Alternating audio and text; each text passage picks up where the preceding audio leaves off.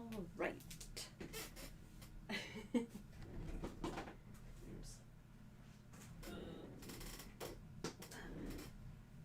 Hi guys.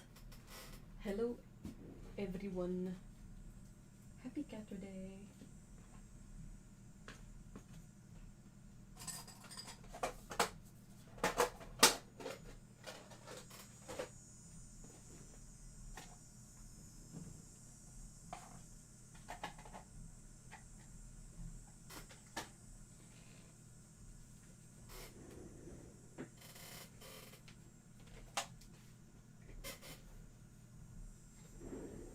Hi 65 Sunny Day. Hi Okuni. Hi Fairy Dust. Hi Annette. Hi Melissa. Hi Lana. Hi Misha. Hi guys. Yay.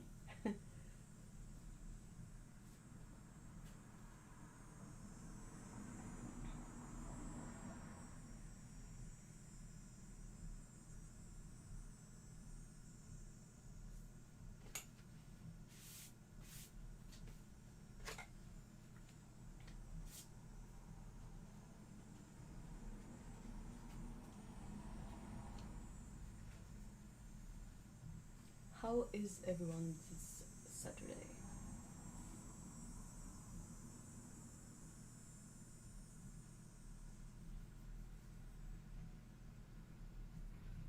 Oh, you can't hear me. Okay.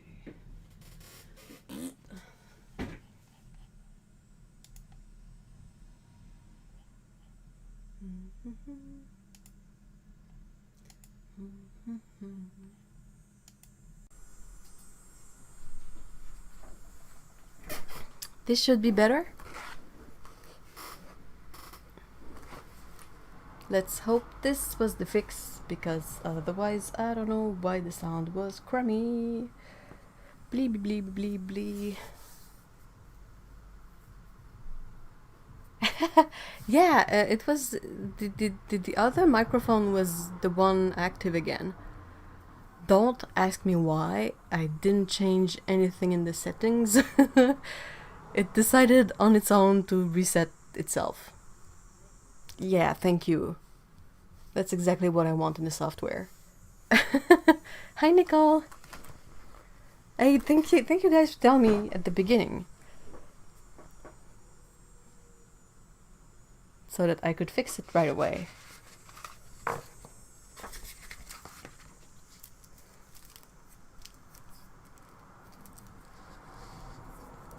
Ghosts, yeah, probably.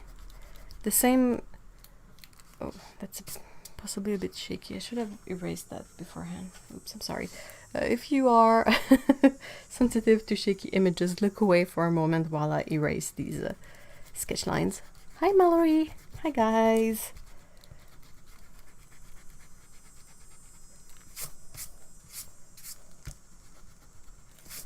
So the thing is with these is that, you know, last week I drew foxes, but then I realized looking at my notes that I still had a batch of cats to do.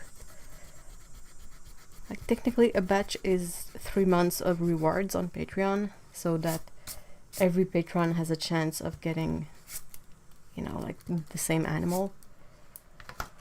But yeah, I thought I had the 3 batches of cats done, but looking at my stuff I realized that I was short 1 batch of cats.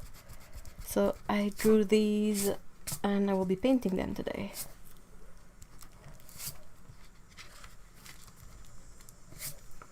Almost done with the shaky cam. That's the last one.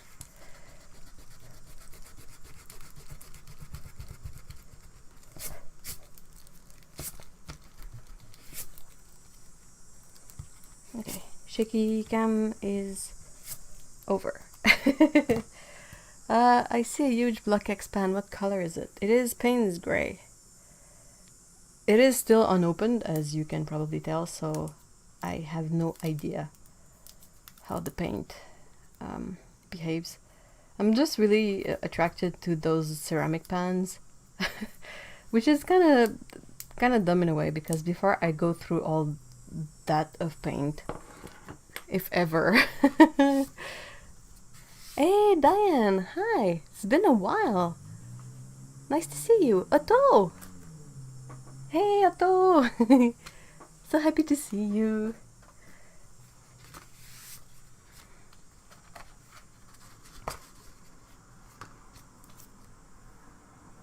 Oh, nice! Lise. Bonjour, my fellow scribblers. Hi, Lise.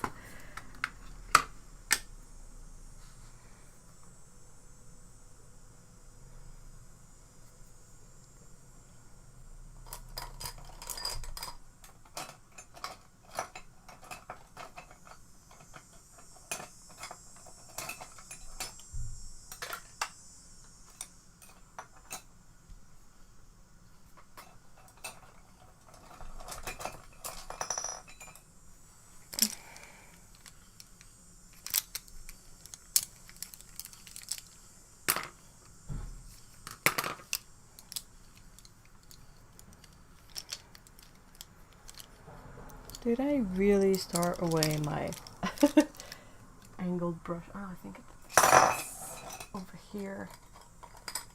Is this the one? Yeah. Good.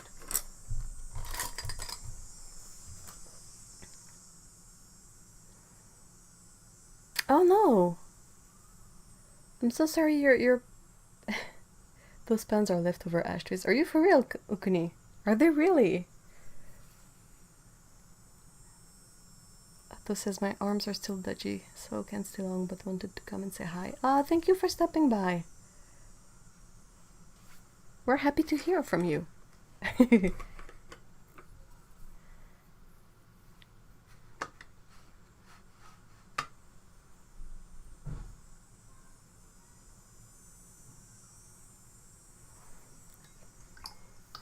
I feel like at this point in the year, like almost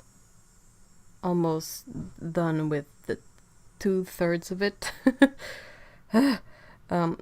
It's kind of pointless to say that last week has been weird and difficult in some way because there's always something absolutely that's French. There's something absolutely unbelievable going on. And then on top of the unbelievable stuff, there's like always like extra bad news, I feel.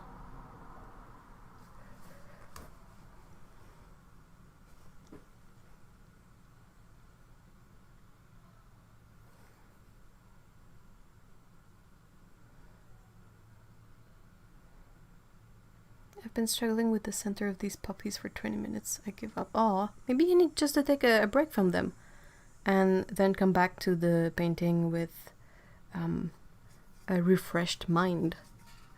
Then you might have an idea. Hey, Alex! Hi!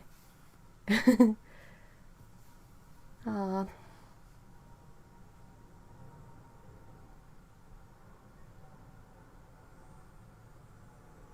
Oh, wow, that's interesting. Okay, so Okuni says, yes, I had a caterer tell me that the bottom dropped out of the market for the little ashtrays that they used to use. There aren't any in the market because someone bought them. I guess Block X bought them, right? That's hilarious. Can you imagine?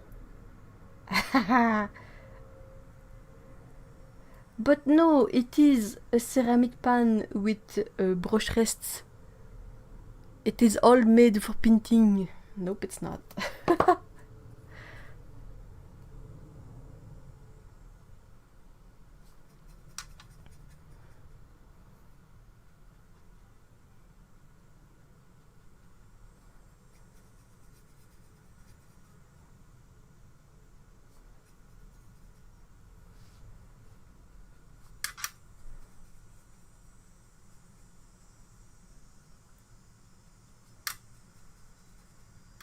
It's a great idea for reuse, indeed. But, I mean, if they bought all the stock...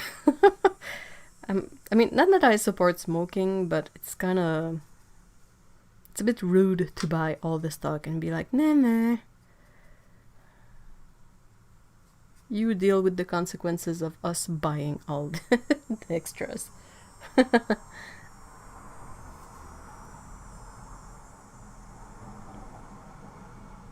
Oh no! A case of the blah. Ah. I think this year has a as not only does it have a COVID pandemic, but I think it has a blah pandemic too.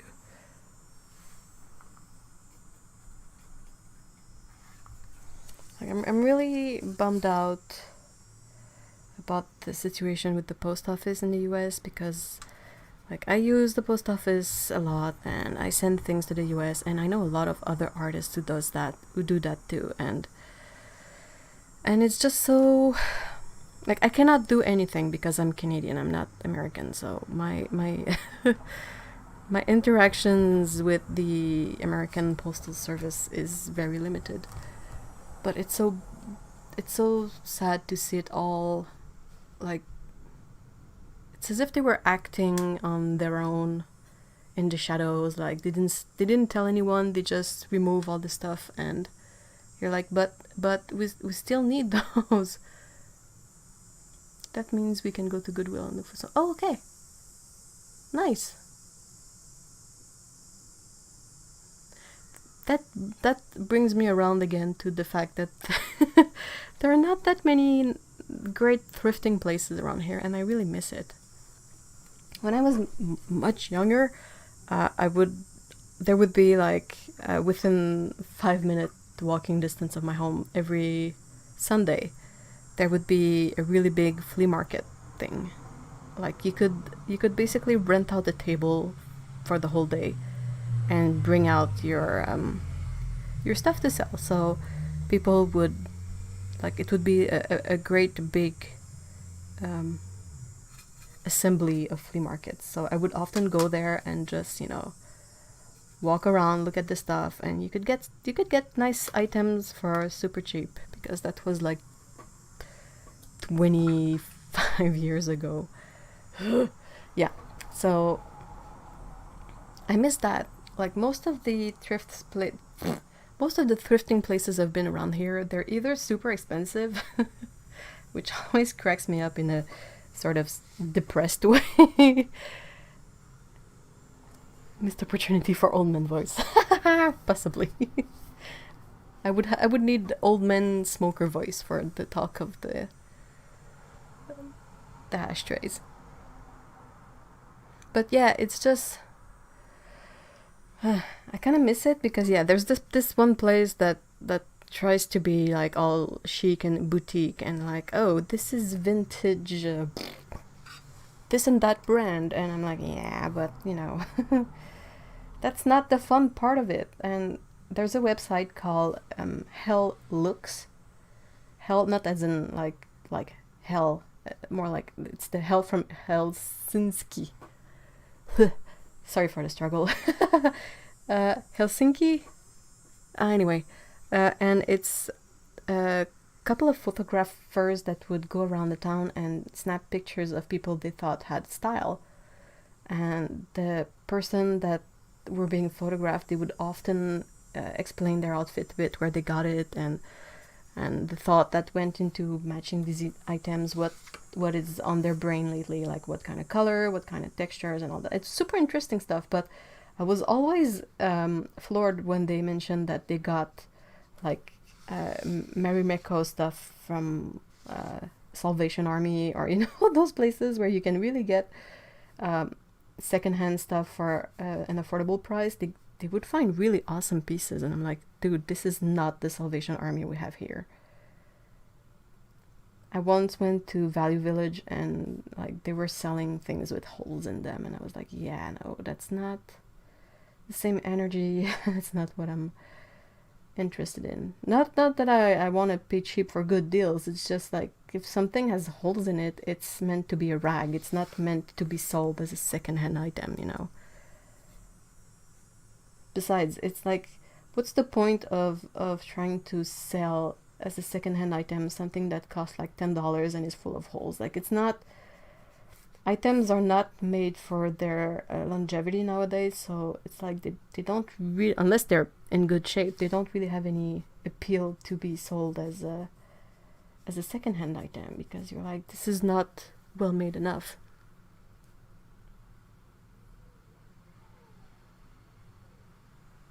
Oh, thanks for putting the link up, Otto. Yeah, that's it. An expensive thrift store is where the jeans cost as much as new at Costco. Precisely. Because they're like, oh, but they're Calvin Klein jeans. And you're like, yeah, so. They're still secondhand, and they've seen many butts before mine, so. Like, if you want to open a boutique, like, open that, but. Screaming's such a good idea. I tried using soap dishes for watercolor, but I feel like it's a bit too gritty, and it's almost like scratching on a chalkboard. I guess it depends on the soap dishes you get. If you can find some that are made in ceramic, they can be quite smooth. Hold on. Hi, Dominic. An expensive thrift store. Oh, missed it. But it was something to the likeness that an expensive thrift store is an oxymoron. I got 2 ceramic plates for deviled egg and used them for watercolors. Yeah, you can get a lot of great stuff there, but the whole point of it is that you don't want to go there to pay for something that is fancy. Like, not that I want to encourage buying new, because we don't necessarily have this luxury in our current world setting and the state of our dumps and all of that. Wow, I'm doing a really bad job at this today. Yikes. Watercolor 1F0.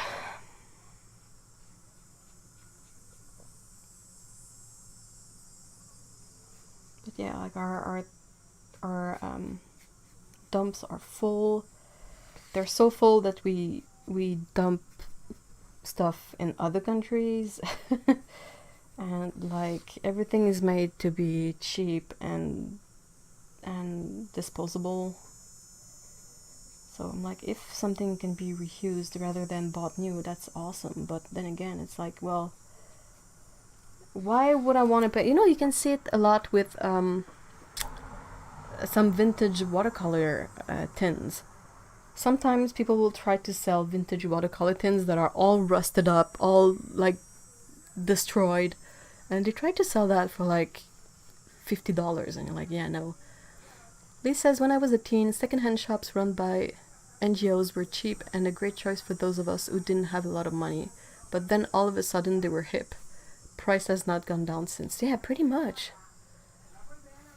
Like it got trendy to buy secondhand, but that also means that the people who were relying on secondhand to just have something to wear find themselves in a really bad place.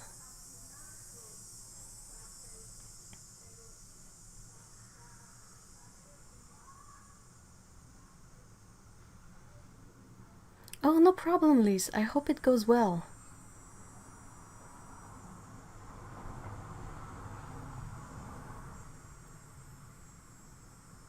The new banners is super cute too. Dominic says, oh, it's ceramic, but I think the glaze on it is iffy. That's probably what happens. Maybe you could cover it with resin. Would that work? I don't know. Amisha says, I love thrift shops. Oh, I agree. There's a difference between a thrift shop, cheap prices, and a resale boutique. Exactly. That's exactly what it is. It is a resale boutique. And you're like, yeah, but... How about no? Hey, Tsukaboo, hi.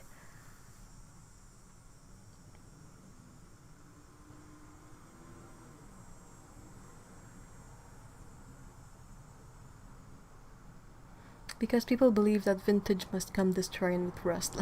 Lena says, yeah, but that's not vintage. That's like... Hold on.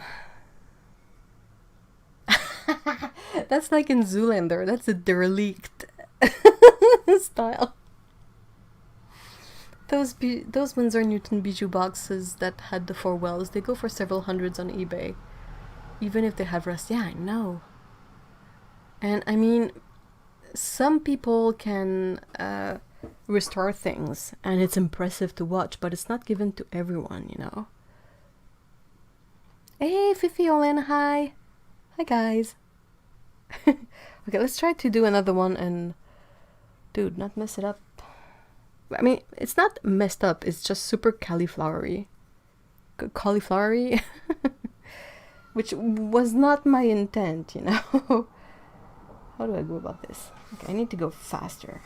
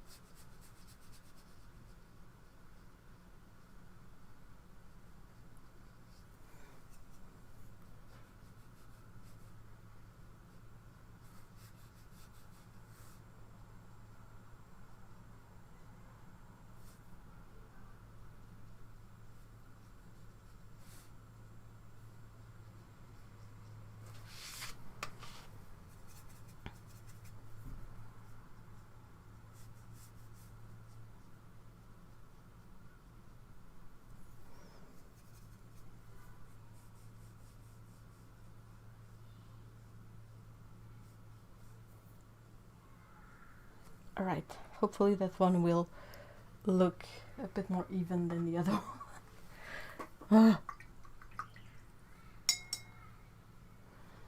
It's just because of the Winsor Newton name is on it. No, it's because it's an out of production item that's a bit old.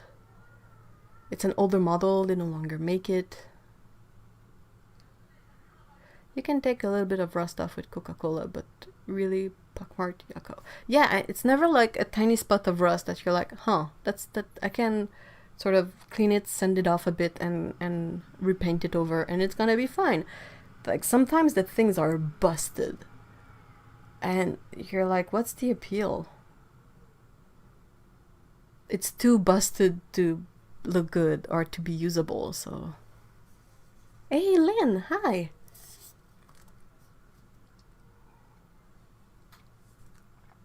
Anyone seen the prices on the solid brass boxes? Yep. It's a sobering price, let's just say. The huge pan is Block X. Big pan, I guess. I'm not gonna use it, so I think I will just move it aside so it's not as distracting. I have to find a place for it though. There. That's fine. There you go.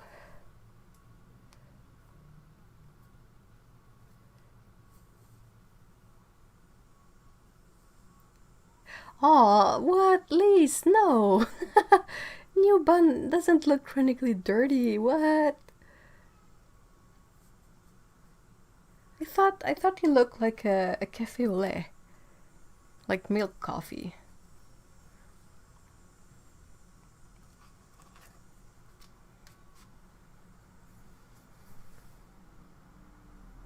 I had no idea that bunnies have to have a mate so that they lead their best lives.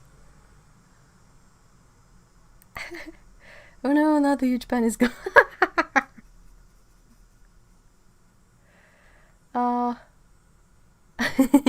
Thank you so much for stopping by, Otto. I really hope that your arms see a bit of an improvement. And yeah, be careful with them. Oh, I will give Pico a lot of hugs from you. And I will tell her that she's cute about 20 times.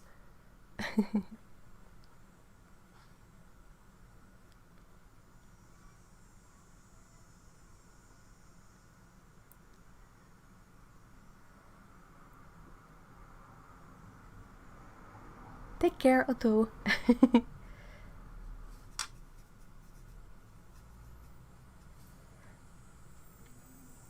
This is when being part cyborg would be handy. We could just switch out arms and keep going. Somebody got swift and made some boxes of aluminum and enamel. Well, there are some of those. Do you mean like the like the Holbein enameled palette, but in aluminum?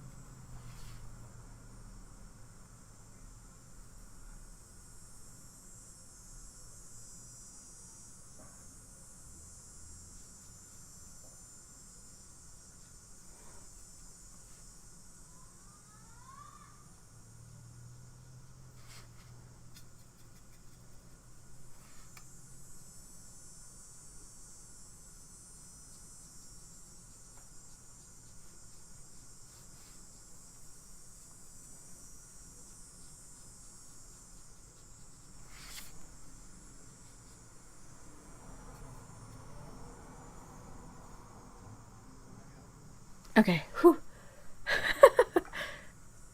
It's always stressful.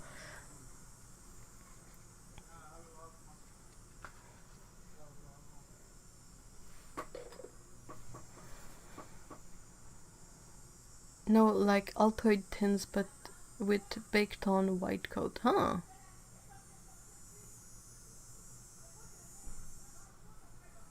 Altoid tins are a great travel size. I love that purple. Oh, thank you, Tsukaboo. It's mostly manganese violet something.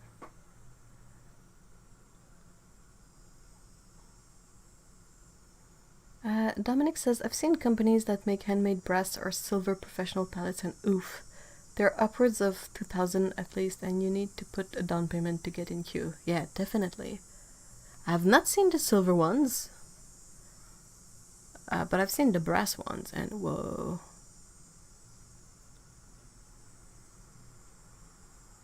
I held my breath while I played it. Me too! I was also holding my breath. I was like, gotta be able to do this. Hey, Nancy! Hi! How are you?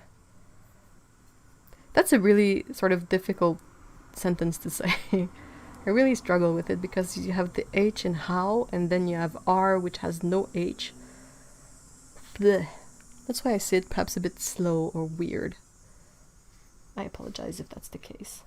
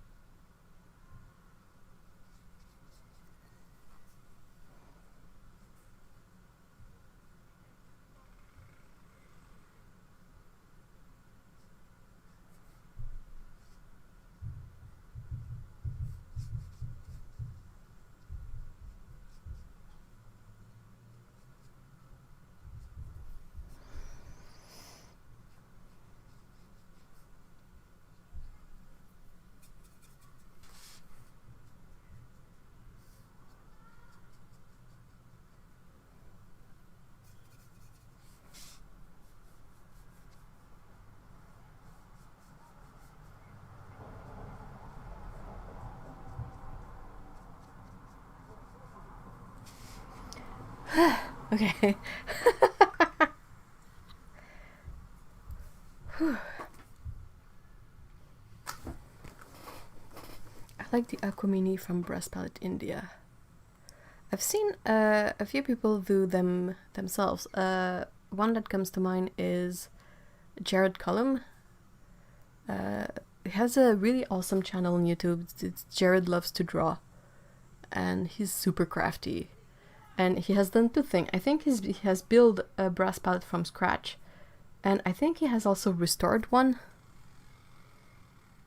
So that was pretty cool.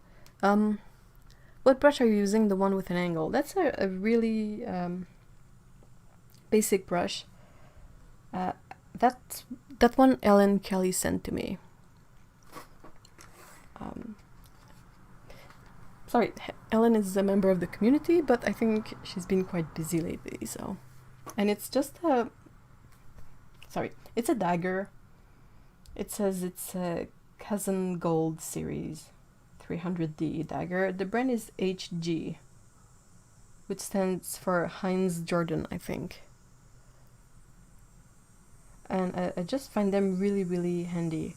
Like, angled brush daggers are my favorite shape to paint around subjects and paint large areas, because the shape is really practical. You have the point that is super fine to go around like precise details, but then you have also the whole width of the brush to cover up space quickly.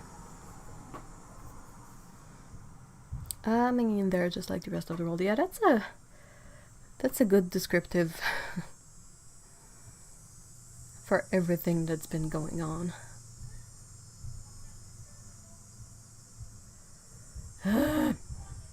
It rained today at 30°C and now it's hazy and foggy. Ugh. Basically like walking into soup.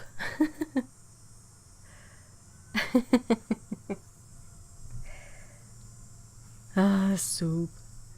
It's definitely not the weather for it.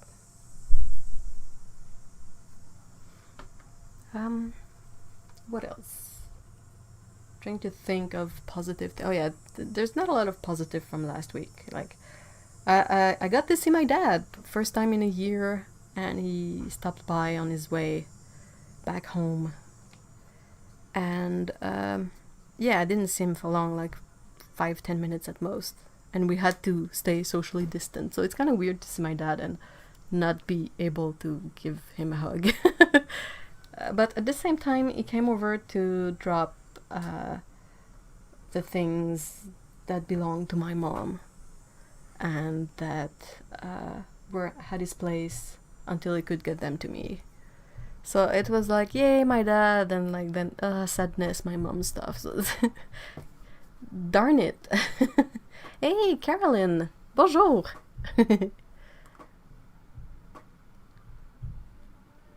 We had this soup weather for days too. Humidity at 80%, 30°C. Gazpacho. Well, gazpacho is cold. That's not the case.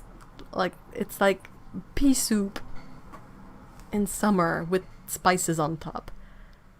And it kind of cracks me up that you fellas seem to be acting as if 80% humidity is is hot, is humid. I mean, because I'm like, oh, that's sort of our average. Like when it rains, it gets between 85 and 90%. And like when it's like 65% humidity, we're like, oh, it's dry. Nice. The only time we have it drier than that is inside the homes in the winter when we use heat to warm up the place. It's just like Montreal is an island, so it's always kind of humid and gross, even in the winter. Love the outfit on the next cap. Oh, thank you so much. I had fun designing these, but yeah, I don't design them from nothing. I usually use Pinterest, and I have a really exhaustive board of clothing and armor reference that I use. So that's kind of where I get some inspiration for these, and then I have to adapt them to the cats, because if you maybe haven't noticed, the cats I draw don't really have any shoulders. So for everything that needs the width of the shoulder, I kind of have to be creative.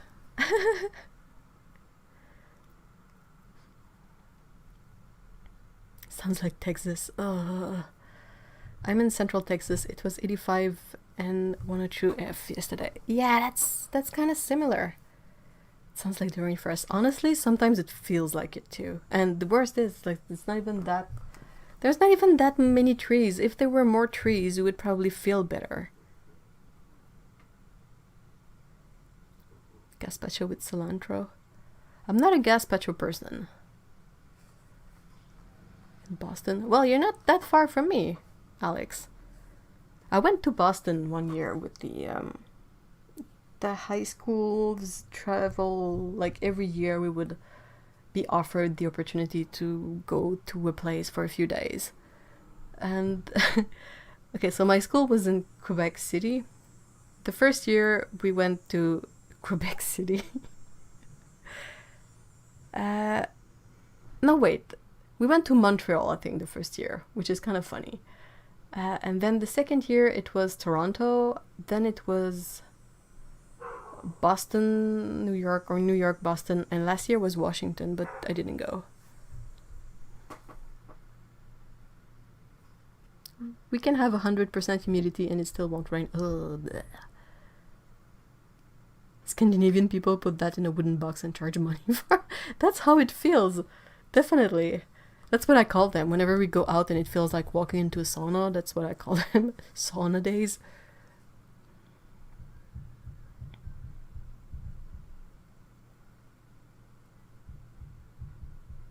Yeah, I don't have a passport that's valid anywhere either.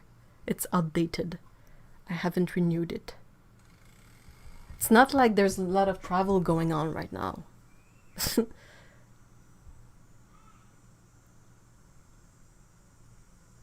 Oh, that's... Glenda says, I want more trees too. Today I saw a young oak tree growing where it probably shouldn't, but no one had taken it away. Made me happy. I completely understand. That's the kind of stuff that really makes me happy too. I'm always super happy to see that they haven't removed it, torn it off. Oh, hold on.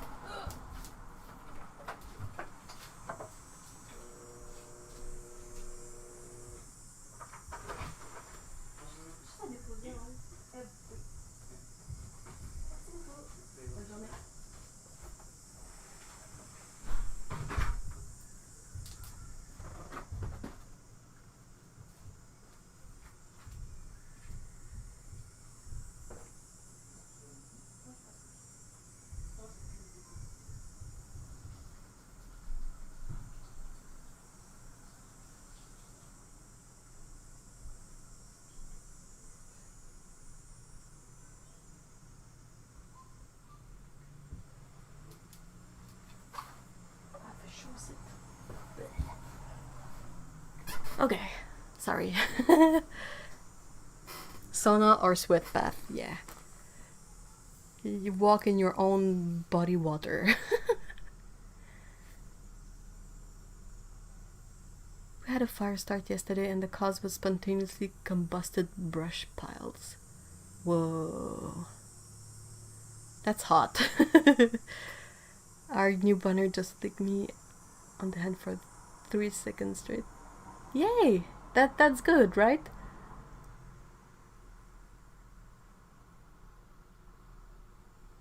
Verida says, man, the point of a sauna is that you can control it and get out and cool down immediately.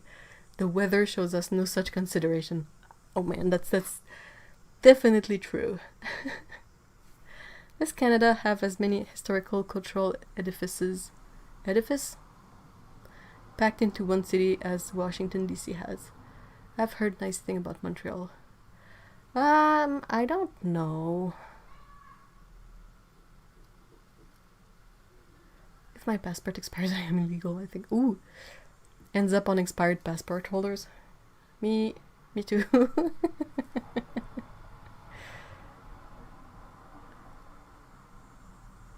Hey, Lee! Hi!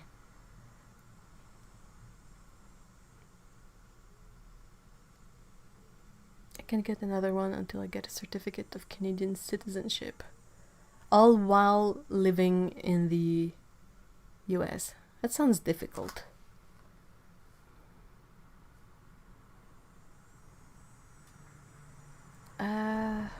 Hold on, what was the thing before? I wanted to come back to it.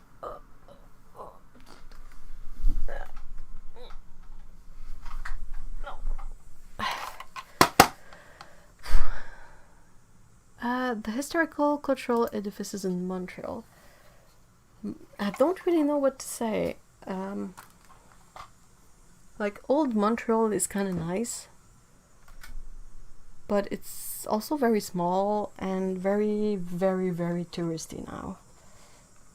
And I don't necessarily like it a lot, so maybe I'm not the person to ask about that.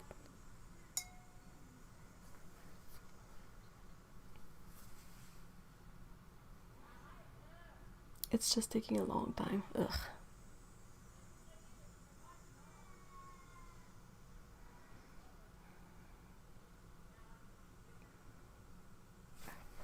I'm gonna go with this one because this is one of the few cats that I had an idea how I wanted to color the cat, not just, you know, the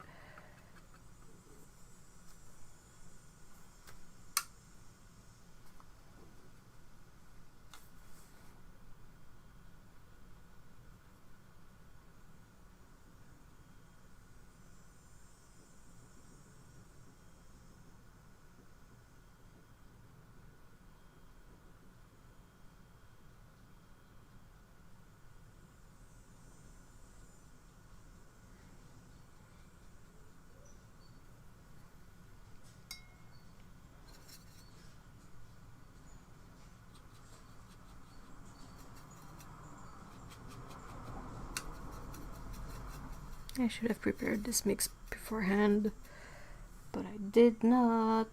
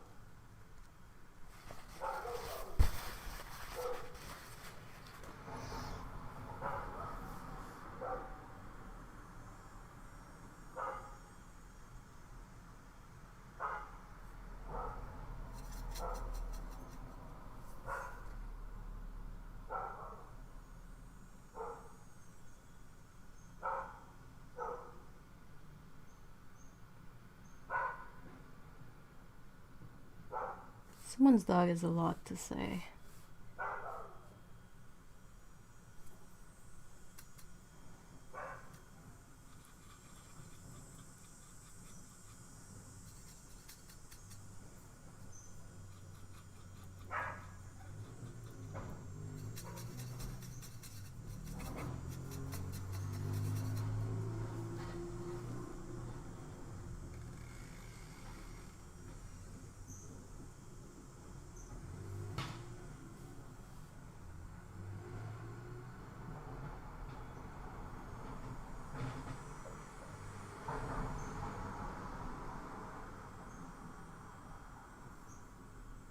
Let's hope for a stream without any weed whacker, leaf blower, lawnmower.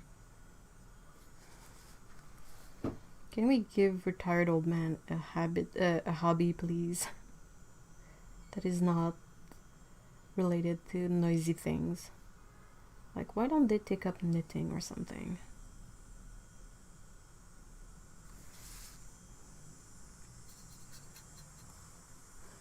Yeah, I'm going for a sort of seal point-ish kind of cat.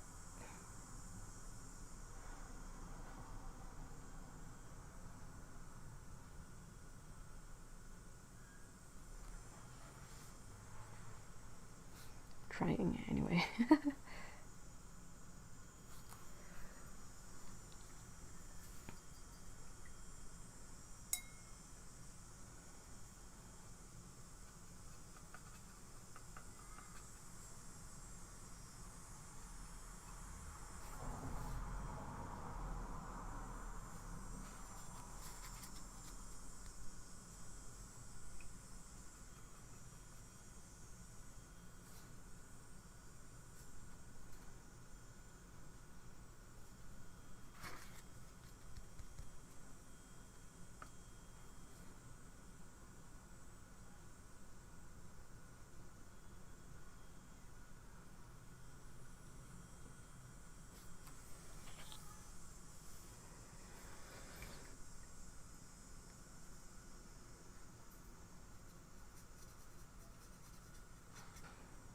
Give them some of your paints and a couple of sheets of paper. Maybe you'll hook him on watercolor.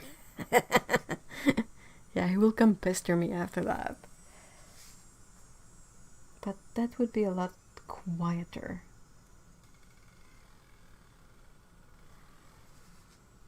I mean, I really don't see the appeal. I feel like if I ever have a yard or a lawn of some sort, you know, I'm just gonna toss a bunch of wild plants that don't grow very tall. You know, they have these seed mixes now that you can buy. Like, it's a bunch of different short plants that you can sort of have growing on your front lawn, like clover. There might be some grasses in there, like all kind of stuff, and I would just throw that on the lawn and never touch it again. I don't like grass. I don't see the appeal. I don't want to have to, like, it shouldn't need me to survive, right?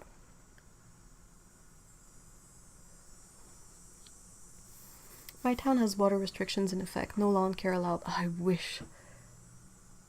Even my well is getting low. My shower had no pressure. That's not good though. But I'm all for that kind of water restriction, you know, that draws the line as your lawn doesn't need water. Your car park doesn't need to be washed. Ever. Like, no way. Grab a broom and it's not like they have much else to do anyway. Oh, a Siamese cat reminds me of a cartoon called Sagwa on PBS. I remember seeing Sagwa when I would study animation. You know, there is a Chicago botanist who says lawn is just a tragic mindset. It is. Mallory says, did any of you buy from Jackson's recently? Their payment page got hacked so that the hackers could see payment info. I had $500 stolen from my credit card. I got the email about it and I started sweating because that's like, oh no. But when I checked which purchase I had done during that period of time, I saw that I had paid it with, it was a small order and I had enough affiliate money saved that I was able to pay it all in store credit. So I didn't have to enter my credit card and I was really relieved. I was like, oh, whew, I really don't need to have my cards hacked right now. I'm sorry it happened to you, Mallory. How did they take care of it? Like, did your bank just refund you or cancel the charge? How did it turn out?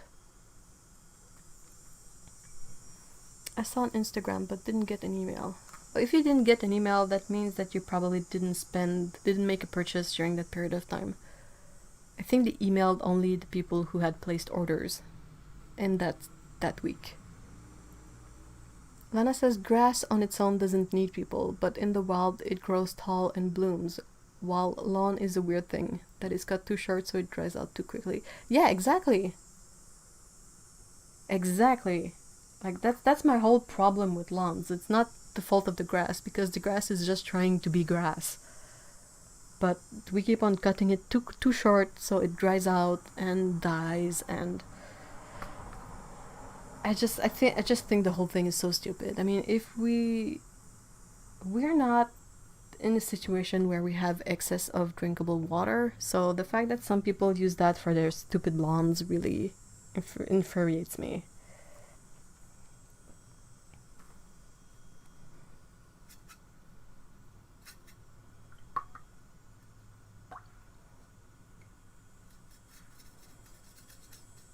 Another thing that I really cannot stand these days is seeing shirtless dudes outside. No one wants to see you shirtless, dude. Put on a shirt. I mean, if women have to wear shirts, you too. Not that I would walk around without a shirt, but I mean, ew.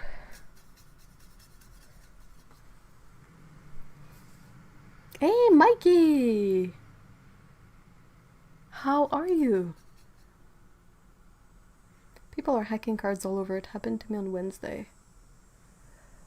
Good grief. Not a good time to be purchasing anything, I guess. Yeah, and I mean, it's a good time to hack those things because more people are paying with their cards since a lot of places only have PayPass. Because it's a no contact. Like, you don't have to touch anything, you just have to beep your card over the thing and ta-da, done. I mean, not like we need people stealing our cards right now. Like, we could definitely do without, but it's a bit silly to assume that humans could be 100% nice. I'm curmudgeon-y today. No! Scout has rubbed off on me too much. Yeah, no shirtless dude. Definitely. My grass is more clever than grass. That's awesome. I would love your grass that is more clever than grass. Clover is so pretty. It's so cute. It's green and it's lower and you don't really have to cut it and it blooms and the bees like it.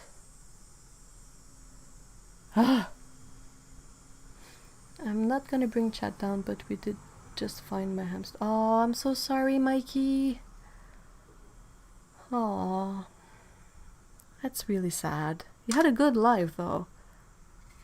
That's a long hamster life.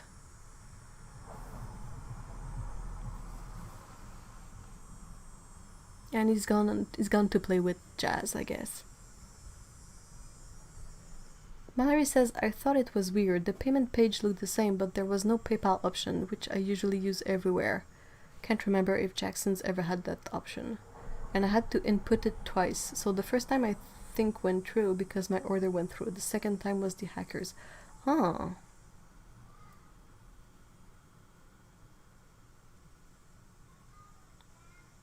My bank says I will get the money back in a week or two, but they will be investigating it for several months and some record of it will be on my account. What? I got him to repeat it twice, but I didn't quite understand what that... Yeah, I mean, that's not your fault that... I mean, and it's not like you use the shady website. It's art supplies website. It's like pretty tame stuff. Callie is jealous. She wants attention. Aw, hi Callie. A friend has thyme fallow and it smells really nice and doesn't need to be cut. Yeah, there's a type of thyme that I don't remember the exact name for it, but it's really short and it has purple flowers and it's so pretty. Clover get big. Well, only the pink one because the white clover stays kind of really low.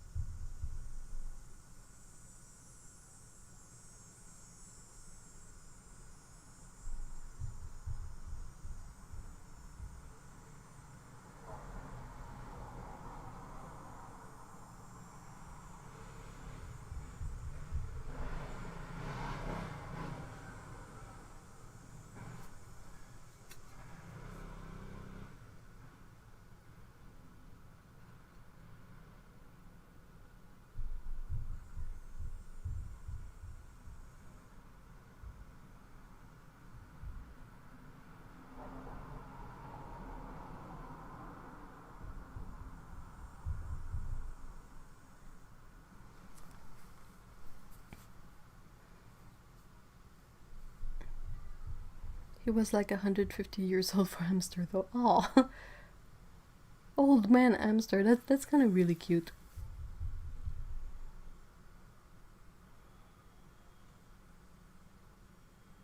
Okay, so Ukni clarifies by saying the bank has to make a record that you had an investigation and that they really did give you the money.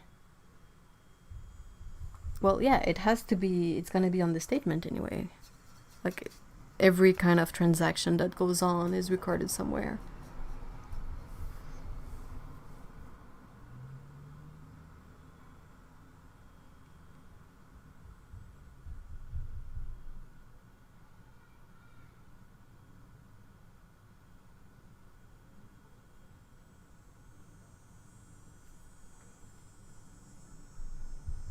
Hackers are just online thieves. I hate them just like I hate regular thieves.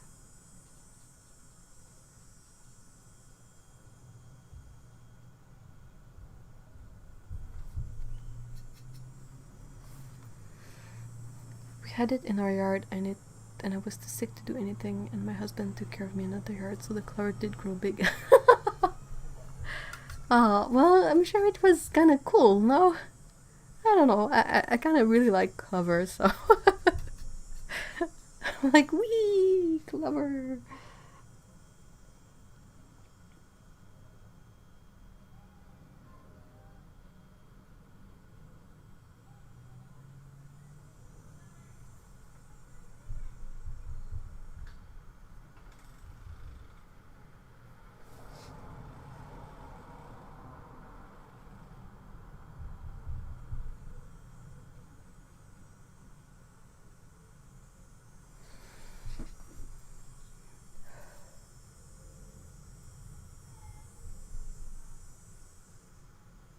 Could be bamboo.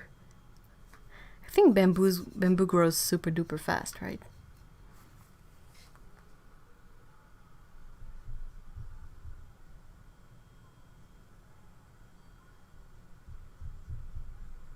I really wish the kid upstairs could stop running around.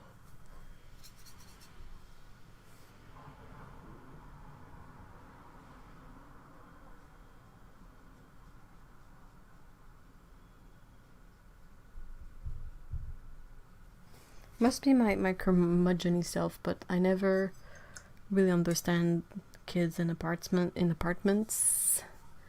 I know there's a couple of factors about it, like there's nowhere else to go, or blah blah blah. But I mean, it's not great.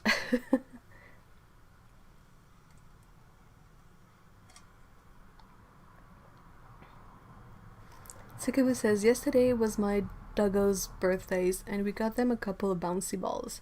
One of them lit up and Callisto barked at it because she didn't know what to do about it. I like flowers too, but only because I have a Saint Patty's birthday. Oh, really? Huh.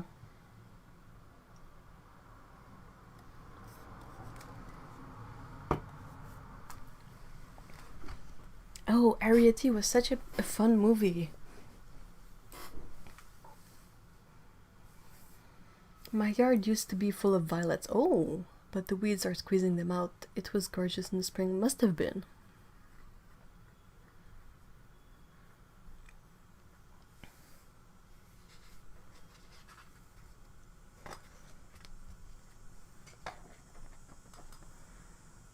The other neighbors have a family meeting and started to burn wood according to the smell. Is it a good smell or is it a bad smell?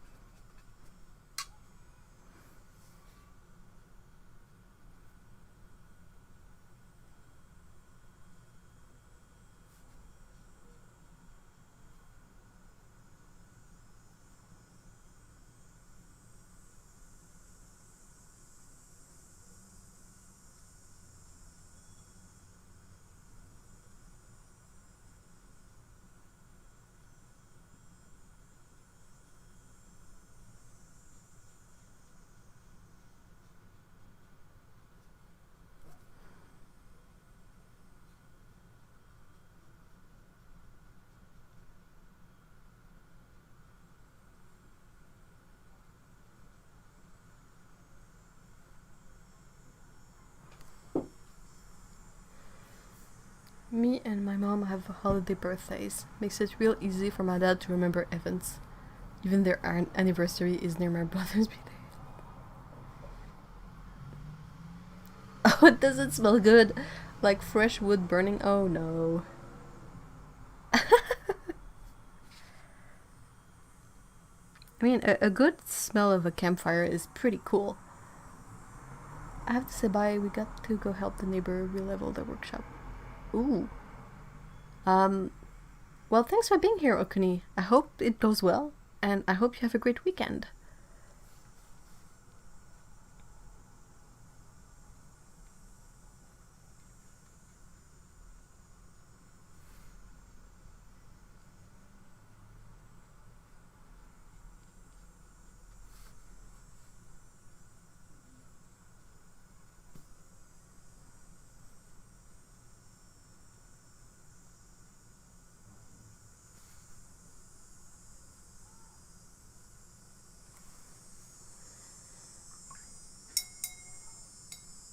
I'm good with floor jacks.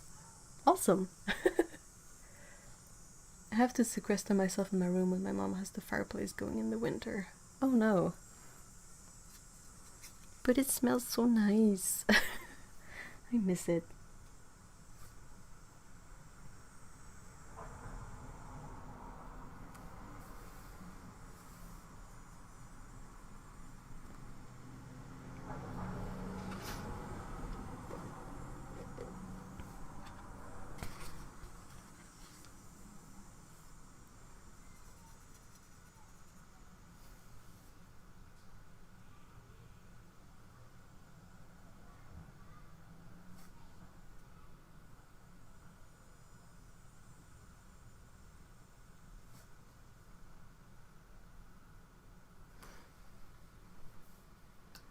I love campfires so much. I haven't been camping in about 4 years, but I've been to Algonquin most years since I was born. That sounds awesome, honestly.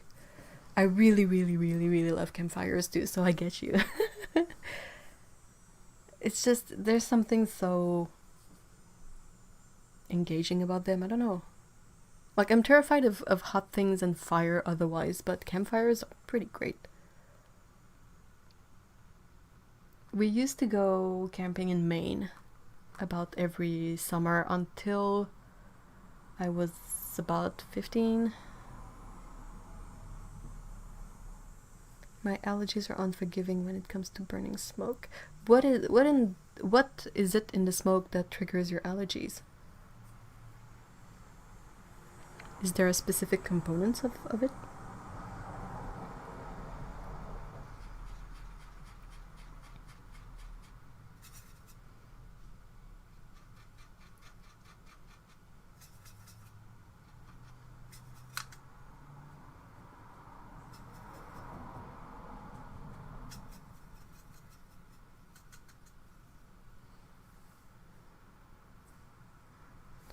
Dominic says, I was reading a book that mentioned firewood. I didn't know you have to cut firewood during winter, then let it season after you chop it up. So it's a while to properly use it. Yeah. There's a lot of, from what I kind of know, like, from around the bend, I guess, is that that's kind of why people with fireplaces get a wood delivery in the fall.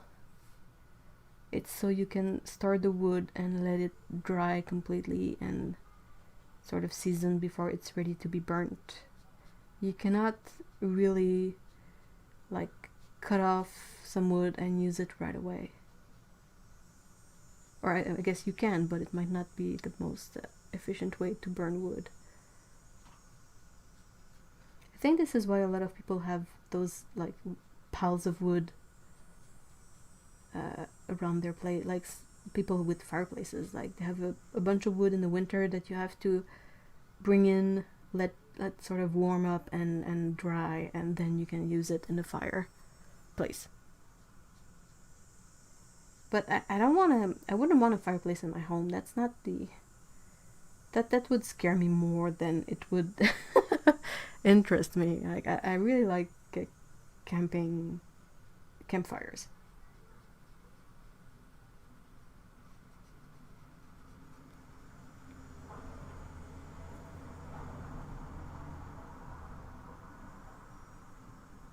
Besides, a fireplace, you have to get it cleaned out and blah. Blah.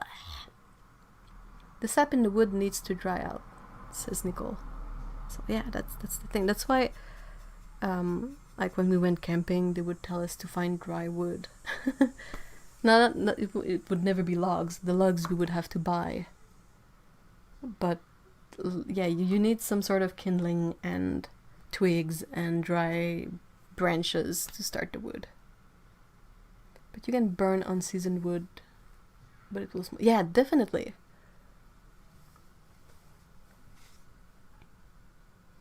We did a lot of that when I was young.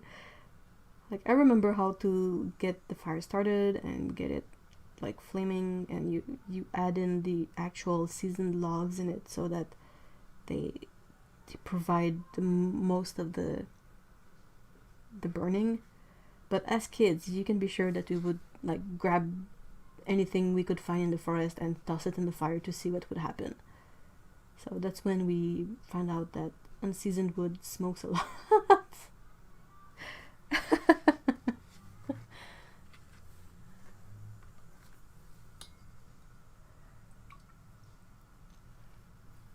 Mary says, we've got crazy good firewood in our garage. When my parents got married and bought their first house, my grandpa spent a lot of time chopping wood for them. It lasted us my whole life. Whoa. We're only just starting to run out. It's so dry. That's amazing. I can't imagine how many chopped wood that has to be. That has to be a lot. What? Tsukabu says, I miss camping. My dad would always make plans for I can't say that in English, the Perseid meteor shower when we could. We'd stay up all night stargazing until I fell asleep. Oh, that's a good memory. Natural gas, insert in fireplace, no mess.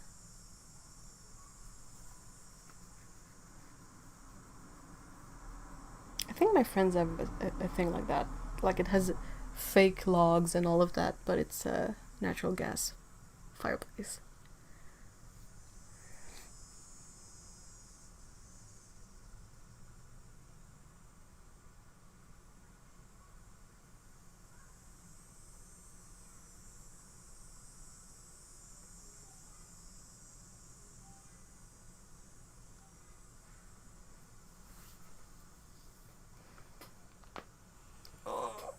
Stretching.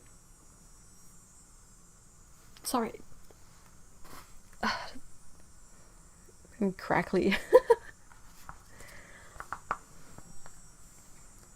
Mikey says I'm allergic to smoke, but I do smoke some things, just not cigarettes. Sometimes it's worth it. Well, yeah, there's a balance there. Mikey also adds, wood-burning stoves are excellent though, and you can cook on them and use them for heat, and they're relatively safe as long as you keep the flue clean. And I think that was an answer to Susan. Hi Susan, I don't think I said hi. Who said, I have a stove that heats the water in the winter. It's a chore, that's for sure, and dust in the house is no longer grey but black. So you have, what's the name of them? Is it dust bunnies? You know, in the Ghibli movies, there's the Soot Sprites. Yeah, the Soot Sprites. And it says, in the winter we used to rent a small house in Denmark with a fireplace and mostly a sauna. I love a fireplace in winter, and I love the sea when it's freezing.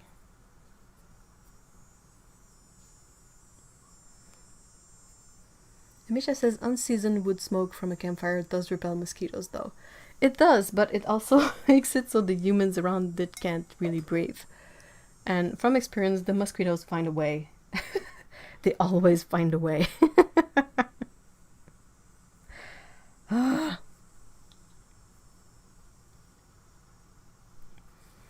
would rather have a natural fireplace. I like the smell of it. It's not crazy messy either, because the fireplace has a hole under a tile that you sweep the ashes into that goes to the basement. Really? Huh, I didn't know that.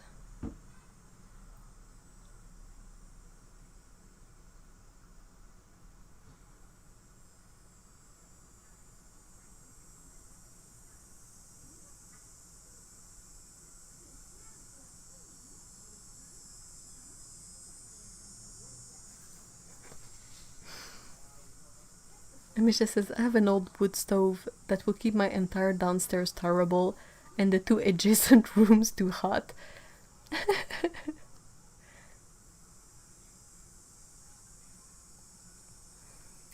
Susan says, luckily no big particles, but just to know that those black particles are in the air. Yeah, that's gotta account for black snot a lot.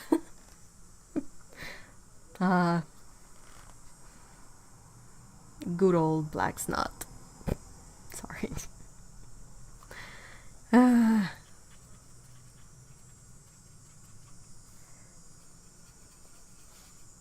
Kinda sounds like a music band. Black snot.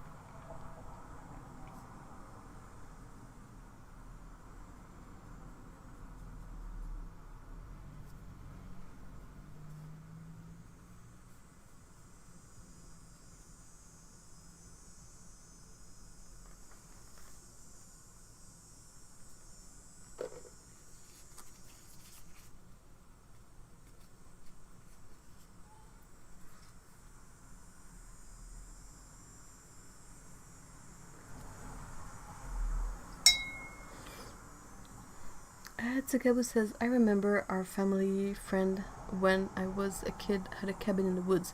In the winter, our two families would get together and trudge on through the snow. I remember the snow being so deep it went up to my waist and I had to walk behind my mom so I wouldn't fall through. Yep. We've had that about here, like, as a kid, like, you would play outside, and if the lawn or the space you play on has many levels, like, let's say it has terraces or something, anyway, or the wind, but there would always be a place that you couldn't tell, but that was lower technically, but wouldn't look like it because it had more snow on top of it. Like, the topography of the place was hidden by the snow, basically. And you go like, yeah, I'm gonna jump in the snow, and you jump as a kid, and poof, you're up to your armpits in the snow. And you're like, oh no, how do I get out of there?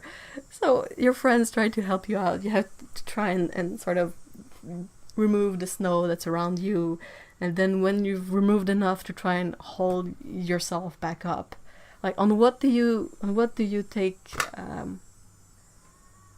on where can you sort of put your weight to raise yourself back up? I mean, everything around you is snow, and always there would be the point where you try to push yourself up out of the snow and your boot stays stuck in the bottom of the hole you just made. So you have one foot without socks and without boots because your sock has long time ago like fell off your foot and is bundled up in the toe space. So no socks, no boot. The boot is stuck in the bottom and snow has fallen into it a bit. And you're barefoot, you have one foot that is completely bare and it's in the snow and you have to sort of quickly fix everything. Anyway, that used to happen quite often.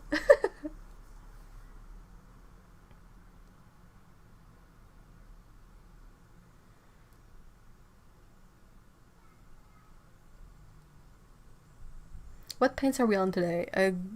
For the Patreon rewards, I always use my Schmincke 24 plus 2 set. Because, it allows me to stay consistent since I do these paintings in batches. Like, 1 month I will have X amount to do, and the next month I will have another X amount to do, and I want to keep it consistent. Like, all of a batch will have a purple background. So I kind of want to be able to use the same colors so that there's a semblance of consistency throughout. We used to have a camp right off Lake Ontario, and in the winter sometimes the electricity was done as well as the water, so it was a chemical toilet and our wood burning stove. We survived. Oh no. Dude, chemical toilets are an experience. Mallory says, my dad recently had a raccoon in the flue, making a lot of crazy noises. I guess this particular raccoon had figured out that the chimney was a way to get into houses. Luckily, my dad always remembers to close the flue. He called a guy to put a mesh box around the top so it doesn't happen again. You could see the raccoon on top of the neighbor's chimney that day, and my dad just passed the guy's business card around the whole neighborhood.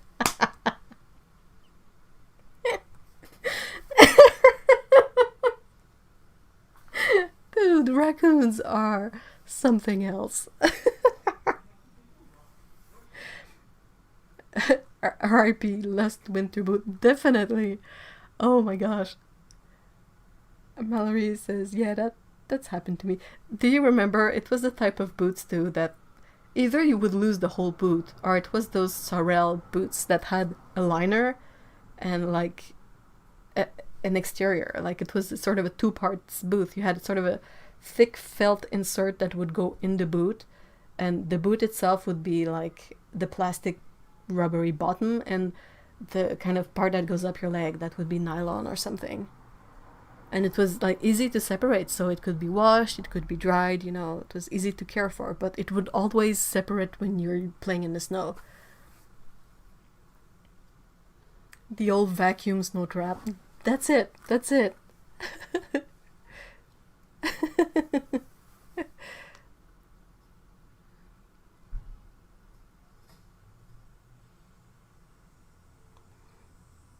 Lana says, I miss snow so much. We didn't have any for 3 years. Oh no. Dante only saw snow once and then he had a fight with the snowman that he was scared of. Dante won and peed on the snowman as a sign of his victory. Yeah, definitely. Amisha says, me too. Mine were rubber boots over my shoes, but same thing. A barefoot and hopping while trying to get your sock back on, then the shoe, then finally the boot again. Exactly! That's exactly the thing. Ah, fun times, am I right?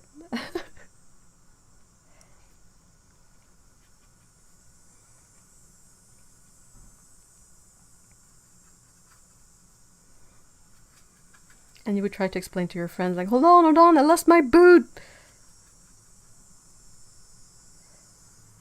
And they would be, like, unhelpful. Probably making fun of you. I would often go play outside when I was a kid in the winter. And I would often end up playing on my own, just because that's how I roll.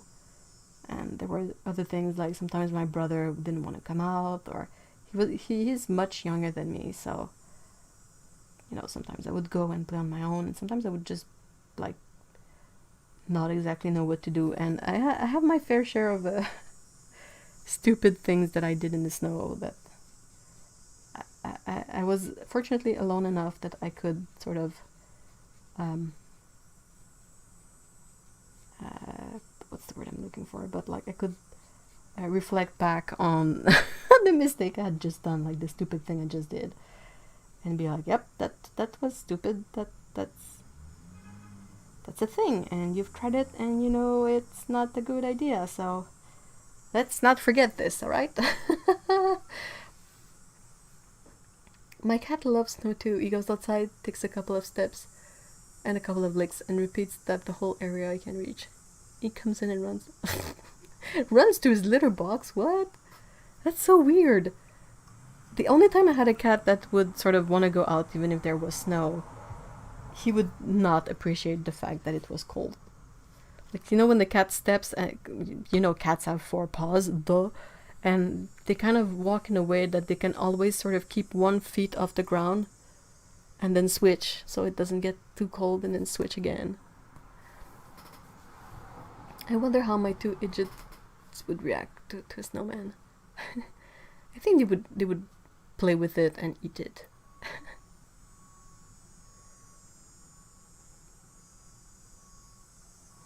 Lana says you had these too. This was the footwear for Russia. In cold winter, even without the rubber part, because it was slippery, but the thick felt was okay. Well, yeah, I mean, when I was younger, the winters around here were legit. Like, I don't exactly know how winters in Russia go, but here it was maybe not as cold, but we definitely had a lot of snow. So we needed those boots.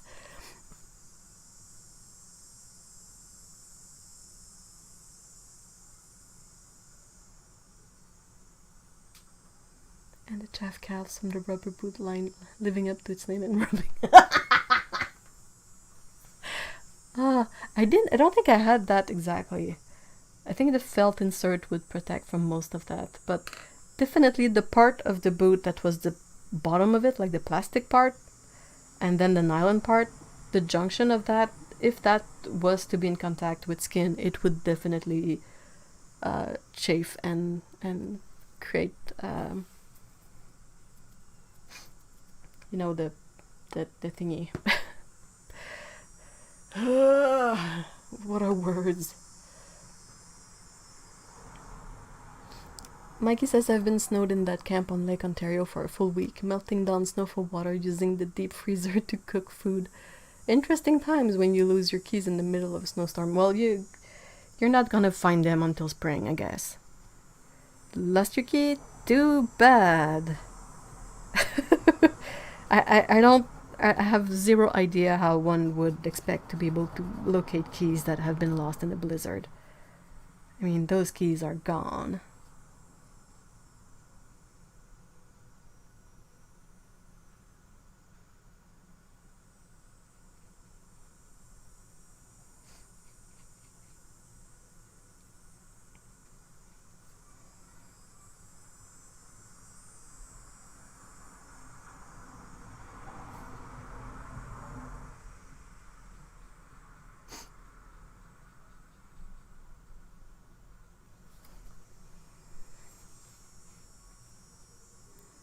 Tsukabu says, I remember going on a hike in the mountains near us midsummer with our golden retriever until we reached a point where there was still snow in mid-July. Our dog just loved it. He was like those golden retrievers sliding down the snow hills in YouTube videos. Aww. The yellow of the cat's dress looks so golden and shiny. Ah, it's sorry, it's mostly quinacridone gold hue.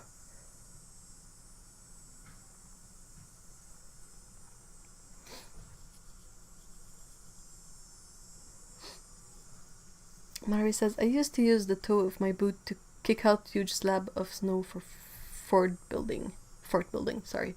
Everyone got me to do it. I like doing that more than the snow fights. Of course you had to fight when the teachers weren't looking because they were afraid of ice chips being in a snowball and yeah.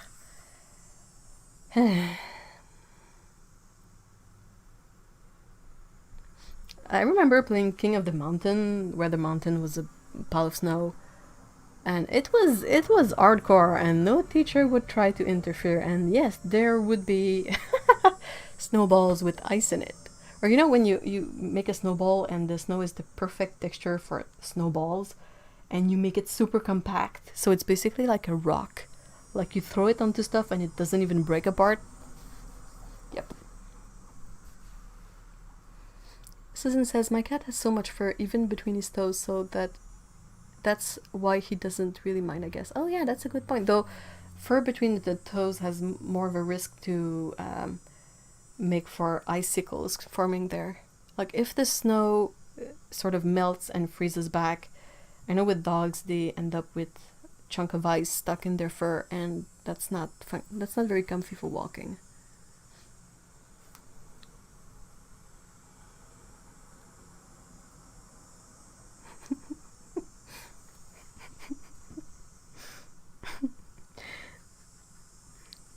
Okay, so Nicole says, my siblings and I would race to see who could build an igloo the fastest.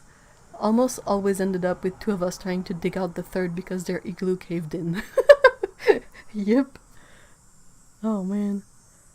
I made a couple of... I didn't really make things with ceiling like a real igloo would have. But we would always make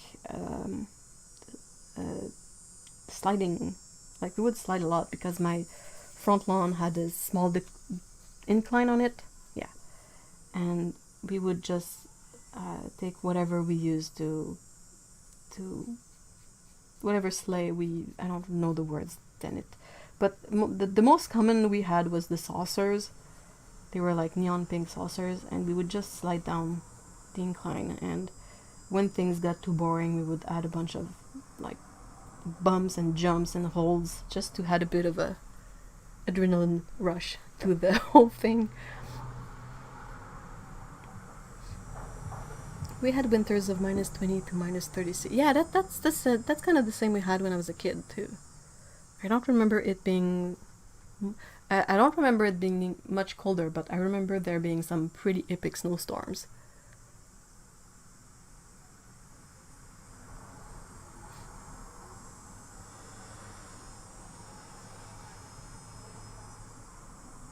Oh, same, Mallory. So Mallory says, my mom never allowed us to make forts with roofs because she didn't want us to get stuck under it because snow is heavy. We would burrow into existing hills and create poked out windows, but it wasn't allowed to have a full roof. Same. Like sort of a digged in area, but that doesn't really have much of a roof.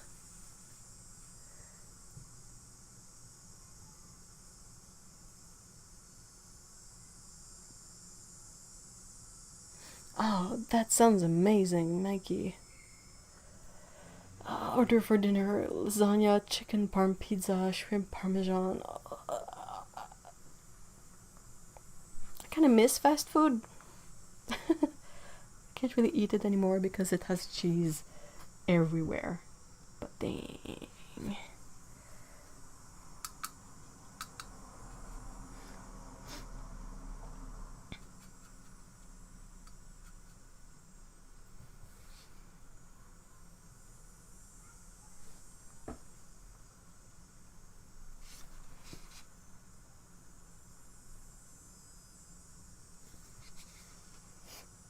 I'm hot.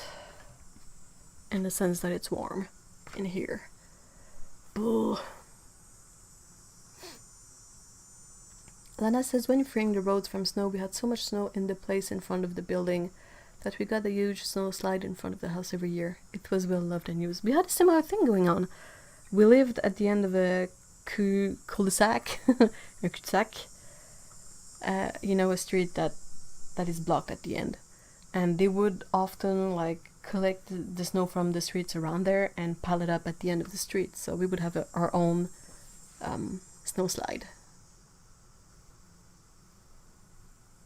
Yeah, we almost always got caved in. It was so much fun, but we were okay. It wasn't deep enough to be dangerous. That's fortunate. We would go downhill just on our feet, making ice slides out of our feet. I sprained my ankle real bad and then continue. Oh no. Susan says, don't forget I live in Ireland. It's never cold enough for icicles to happen. I'm already happy with just 1 cm of snow. Oh yeah, that's 1 centimeter of snow for a cat is pretty manageable. Yeah, I remember once the cat we had when I was a kid, my cat in a way, he really wanted to go outside in the snow, and he was like pestering us to do it. And at some point my mom got sort of fed up of his pestering. She grabbed him and she dumped him in the snowbank in front of the door. It wasn't very deep, but it was deep enough that he sort of went in up to his belly. And then he was like, oh, darn. That was a lot less fun than anticipated, I guess. There is absolutely no law against trolling one's own cat. They deserve it. They deserve all the trolling. The other cat we had, which was my brother's cat, she would kind of do like the other cat. She would beg to go outside, and when we would open the door, she would be so shocked that it was actually very cold, and she would run back inside, like not even go out. She would just run away from the door super quickly. And I'm like, what were you expecting?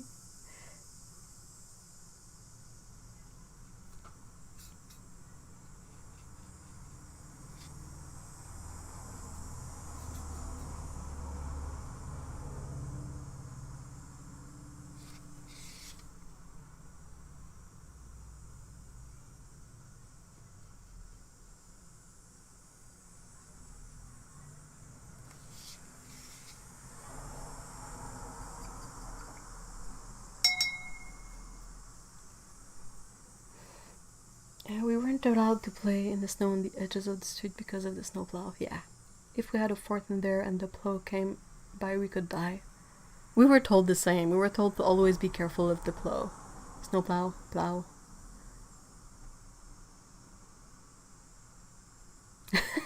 Yeah, Susan, you don't need actual snow to make snow castles. You've got actual castles. The real thing.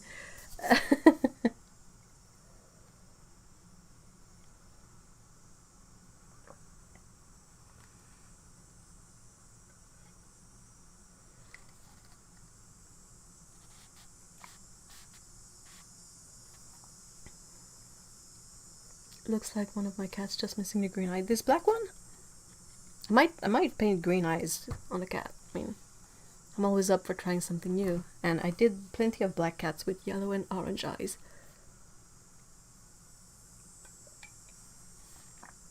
Boba Fett does that with rain. He cries for you to open the door, then when he sees it raining, he looks at you like, what is this? Fix it.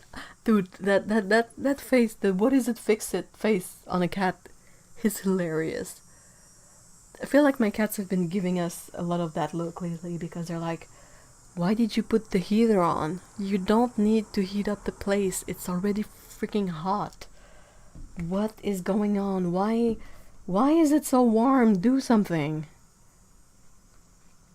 Little do they know that we are also dying from it.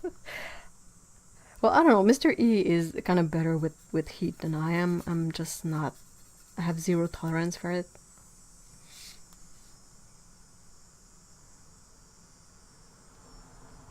I'm at my happiest if I can wear like 2 shirts and a sweater and pants and socks and, you know, have about way too many layers on. Shorts makes me miserable. Shorts make me? Yeah, they make me miserable. I hate them. I have to wear them though because I don't want to melt or like suffer from a heat stroke, but bleh.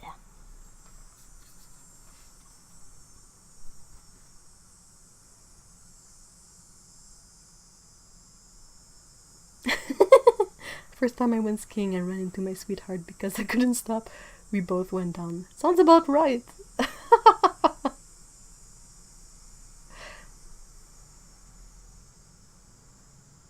When I was in uni, we had a stray cat in our flat that visited us from time to time.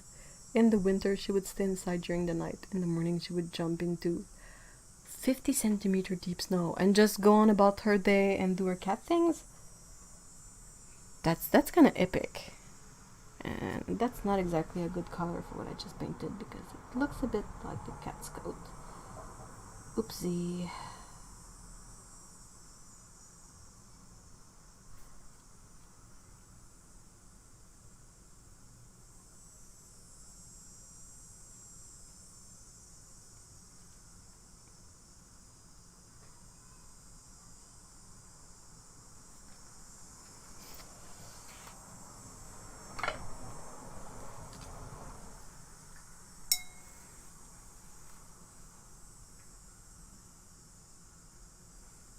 My thighs melt together. Yeah. It's so hard to find a good pair of shorts when you are, when you have sort of bigger / thicker thighs. Because a lot of things can happen. If they're too short, they're gonna hike up and be weird, and your thighs are gonna chafe because they're gonna rub together, and it's gonna be way too humid for it not to cause a problem. And then you kind of need like them to be a thinner material so it's comfy, but it's not all. Bleh. Nope. I hate shorts. I'm a firm proponent of long skirts in summer. You can create your own breeze. Yeah, but you gotta be either your physiognomy allows that there's no chafing happening, or you gotta wear some sort of thigh saver under there. She would bring her kitten to us in the spring. Oh, oh, what? Oh, baby. That's so cute.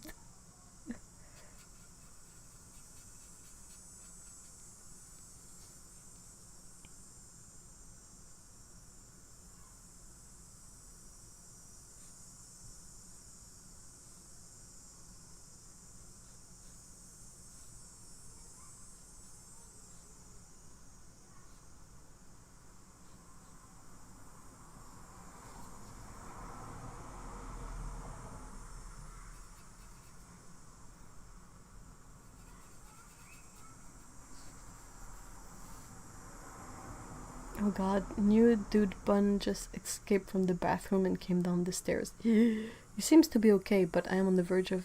Oh no! Tears from simultaneous shock and relief. Oh! Dude is an escape artist. Bunners need to chill.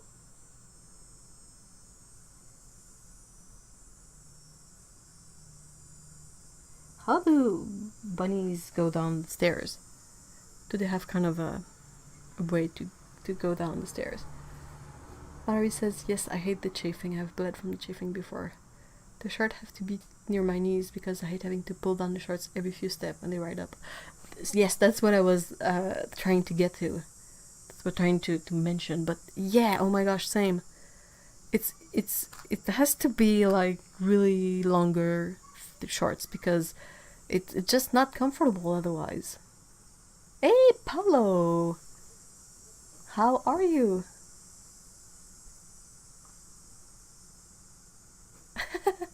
Yep, my best friend is very slim but still has the chafing. Yeah. She has a travel deodorant just for thighs. Does it work? Does the deodorant work? I've heard of the, you know, you can buy sort of stretchy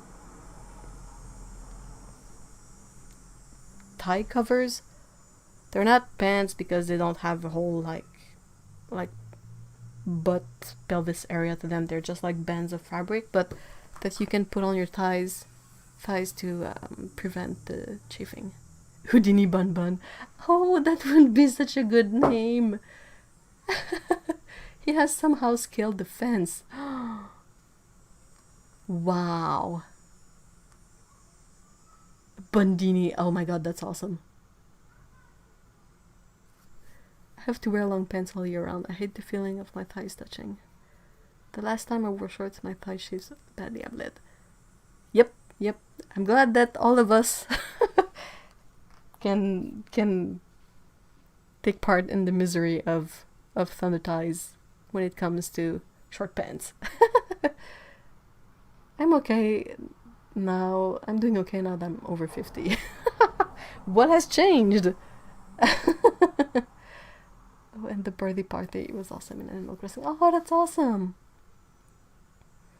The deodorant, amazingly, it works. It does for the most part. May need to really reapply a couple of times in the day, but thumbs up. Huh, I didn't know that.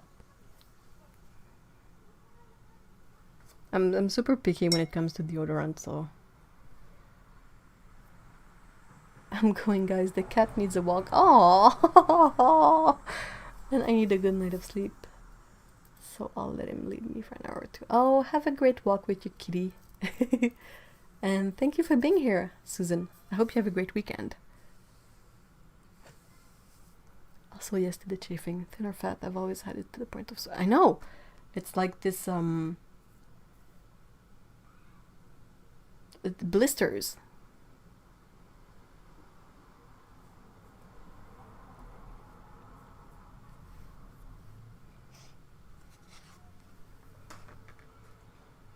I guess there were all these complaints to the owner of Lululemon about their thighs spilling. People were demanding their money back, and I was thinking, what on earth did you expect? If your thighs touch even a little, there's going to be chafing. What do people expect? Thighs made of Teflon. Baby powder works well. You gotta not be allergic to talcum or the perfume in it, though.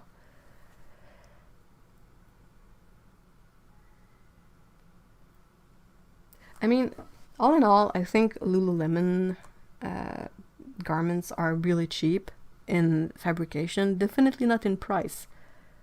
The price is an insult, I think. But in terms of quality, I find them really, really cheap. They're also the company, it was them that had the sort of controversy about the leggings being see-through. Like, they're fine on the rack because they're not stretched out, but the moment you wear them on you and you move in them, they become transparent. So since people were wearing those stupid leggings to do yoga, well, everybody could see their bum through the leggings. And they got flack for that. Which they should. I mean, you cannot sell a legging for $90 and then be surprised when people are angry that it's see-through. Like, what? But with decent leggings, I mean, they will pill, of course, but they will still protect from chafing. The inner thighs are how my jeans die same. Yep. Never mind the super trendy knees ripping and all of that. It's the very not trendy thigh going see-through and then breaking apart. They were see-through. Yeah, like stretched out. They were... You could see... They became too thin. I thought they were upset about pilling, not see-through. I remember them being upset about the leggings being see-through, I think. Unless I'm mixing up my stories. But I've never really took to Lululemon, first of all, because they don't really cater to short, stockier people. so like nothing fits. And also I'm not about like I don't mind paying a bit more for something that is a bit better quality, but their leggings at $90 for no quality, that's not gonna happen. Never. The only thing I've tried that almost works is barrier cream. I've just given up by now. I don't wear shorts or skirts without tights. Oh, tights are another story though. Why do they have to be so small? I don't know about you guys, but like when you unpack a pair of new tights and you look at them, they look like something that would fit a 5-year-old. People are like, yeah, but they stretch. And I'm like, yeah, but ow. They should call them sausage casing then, not tights.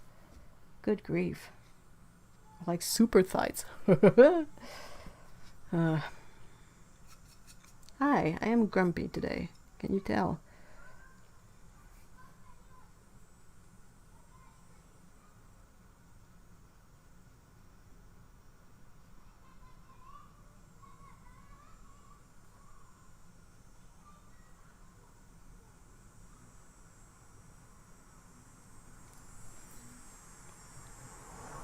I remember back when jeans would seemingly last forever.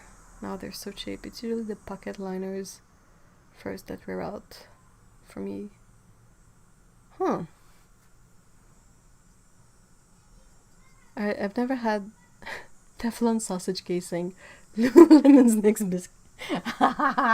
Well, if they were actually made from Teflon, they would probably be more worthy of that price tag. I cannot with leggings that are priced at $90. I just blows my mind. I can sort of understand certain price tags, but that one, no thank you. And like nothing is particularly pretty in there. They don't have anything in a Lululemon store that I looked at and I was like, oh, I really like the look of this. It was like, well, okay.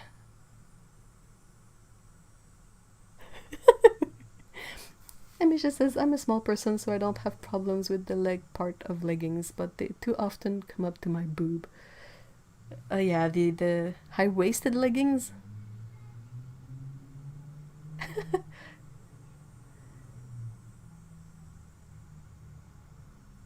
I have rather long legs and tights wander down my hips and I have to pull them up constantly.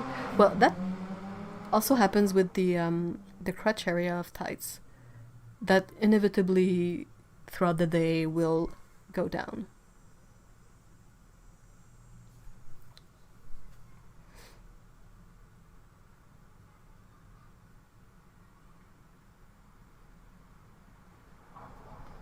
I feel sorry for possibly the few dudes in the chat that are like, I'm not interested in tights.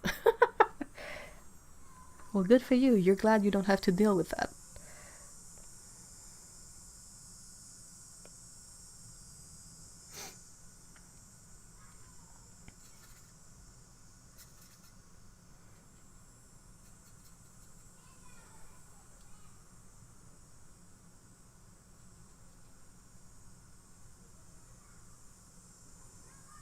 Today is so sad in a way because it's a really nice temperature outside and there's a really nice cool wind, but it's in the direction that doesn't come into the studio. So I'm super hot and sweaty because the nice cool wind is the opposite direction that I want it to be. So I'm sad. I love wind. I miss my wind.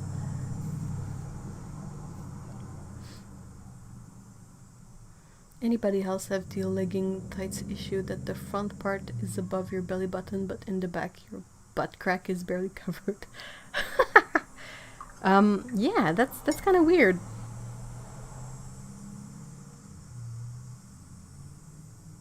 Like they're not very. I don't know about you guys, but whenever one looks at a pair of leggings, I can provide visual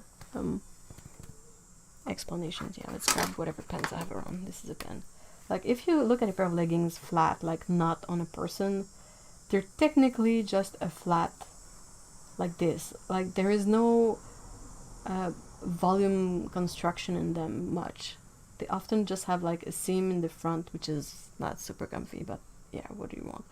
And that's it, and it's 4 parts, and the waist, like, so they don't really account for variety in human shapes. If you have a flatter bum, well, it's gonna ride, like the waist is gonna be much higher, and if you have a rounder bum, then the waist is gonna be all disproportionate, or there's like, if you have bigger thighs, then like the crotch is gonna always want to come down, and there's always something with them, which is like, darn it, we need more variety than just this is a very stick figure leg shape, and let's just make a garment with that. Whoa, it's stretchy. That's gonna do the trick.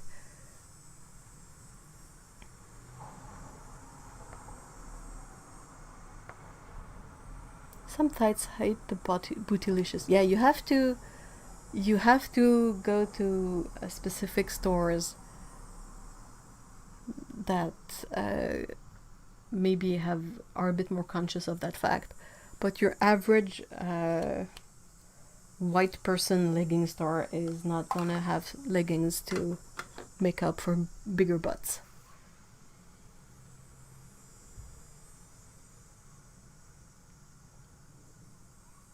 I used to like the Sweetheart cut from Old Navy. What's so different about them? Were they made with more volume for butts? We have great topics in here. I love it.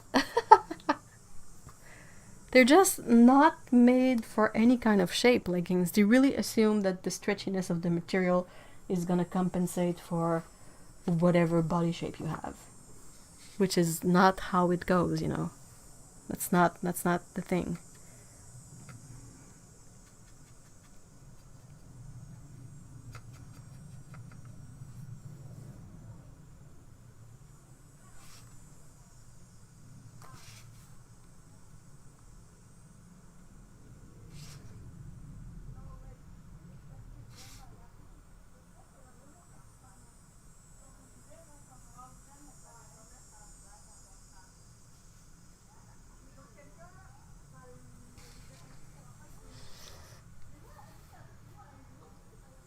They don't have volume for bigger butts. I think I said that, but yeah.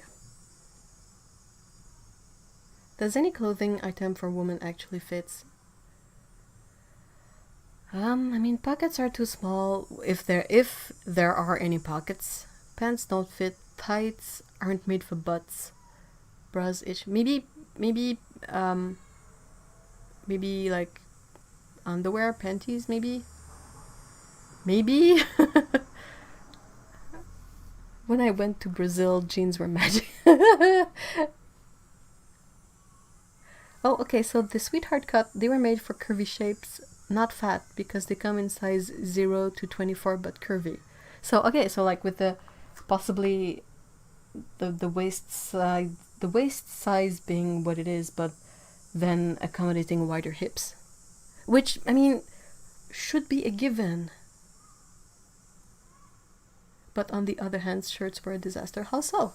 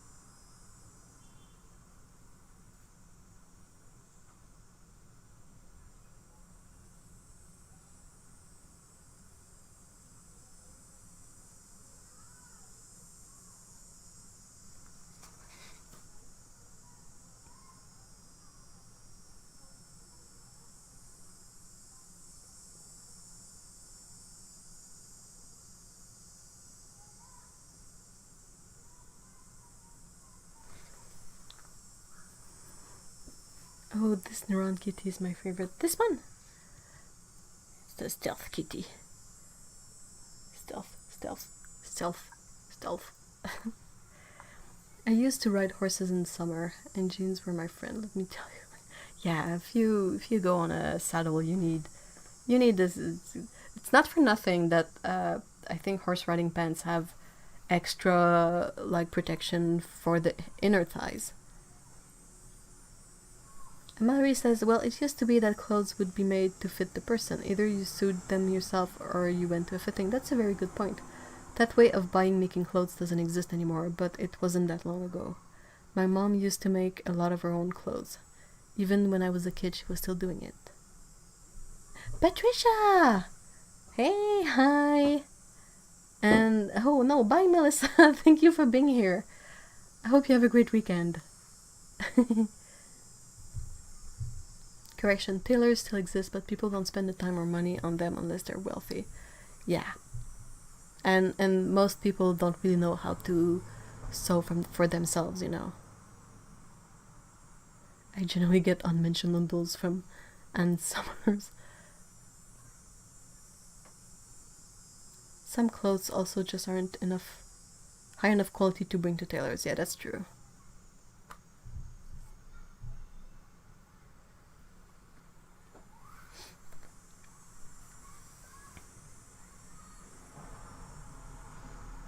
I mean, before any of this, we should probably get to the point where at least the sizes are consistent from one thing to another. Like if it's the same number, it's technically the same size, please. I'm a 60-year-old woman with 2 kids, and my best fitting jeans are still Levi's student cuts, aka for adolescent boys. Well, at least you found a pair that fits. It can be difficult.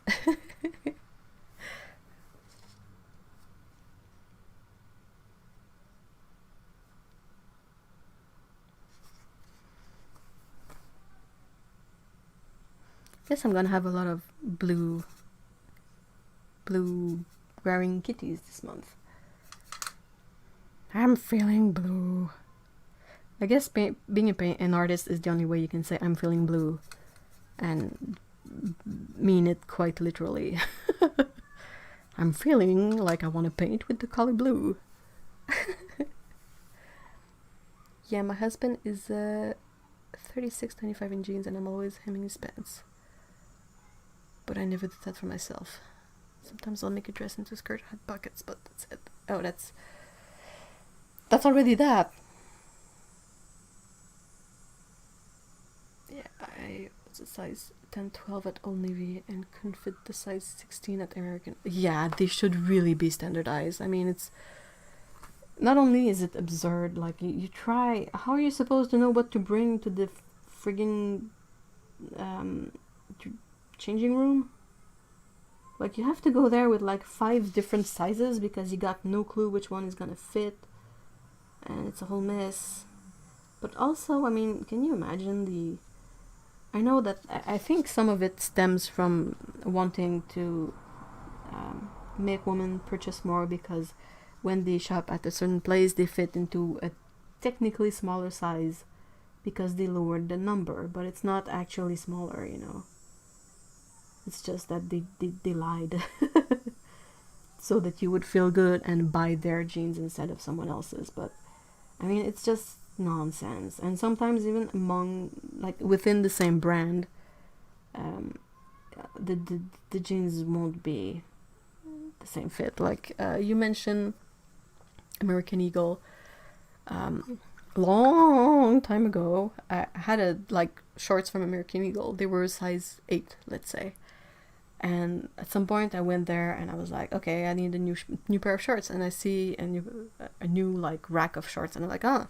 So I go to pick up the size 8 and I look at it and I'm like, wait a second, why is this so wide?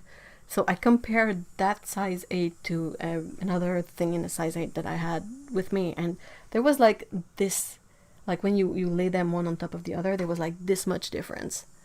And for those stupid shorts, I had to buy a size 4. And I was like, why? Why? Why? Ah! That was not fun. I want a Galaxy shirt or jacket, so my mom just bought the fabric for it instead of trying to find one my size. That's handy. 29.29. Oh man. You are tall too, or you have long legs or something.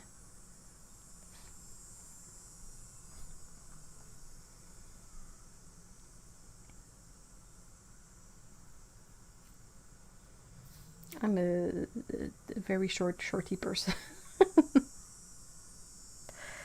I don't recommend it. It's not fun. I'm always kind of mad when people are like, oh, I wish I would be shorter. Short people have the best life. And I'm like, are you kidding me? No. Don't. That's insulting.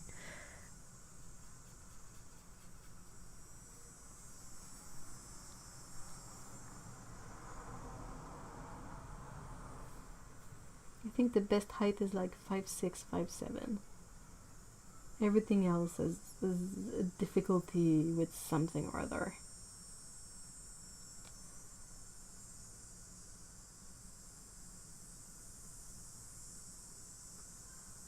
Then again, you can be sort of 5'6" or 5'7" and be like, well, I have a longer torso, so nothing fits, or I have longer legs, so nothing fits, or, you know, it's just so annoying. I'm 32, 34, long legs. I think 34 is basically what I have to buy Mr. E for his pants length. Maybe. So yeah, that's a lot of legs.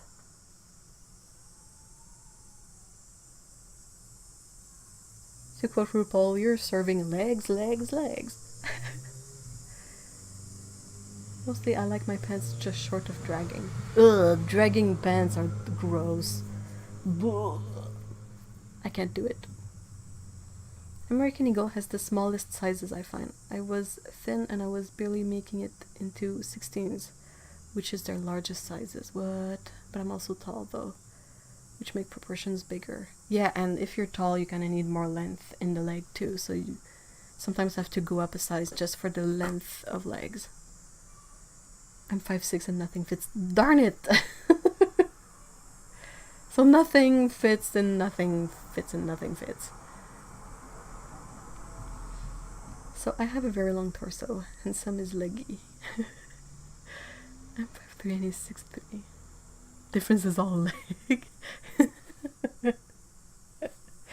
Oh, we have a similar height difference with Mr. E, and it always kind of makes me laugh. Because like when I give him a hug, I'm like, I'm hugging your belly button or something, you know. It's like there's a really big discrepancy in height. I have a long torso and I'm pear-shaped. Nothing fits me. Aww.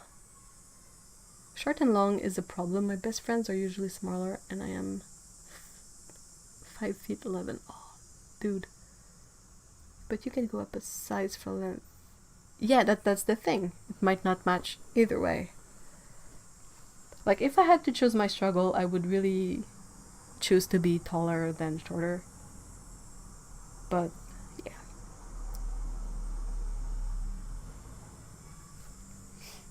Like, it's still gonna be a struggle, but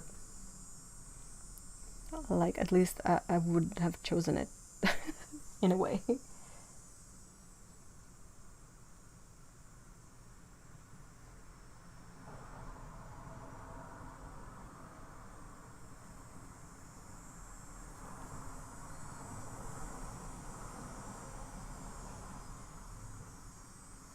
Sometimes I'm tempted to wear mid-calf skirts just to get past the drag of trying to get pants to fit. Well, why not? If you like them, you could.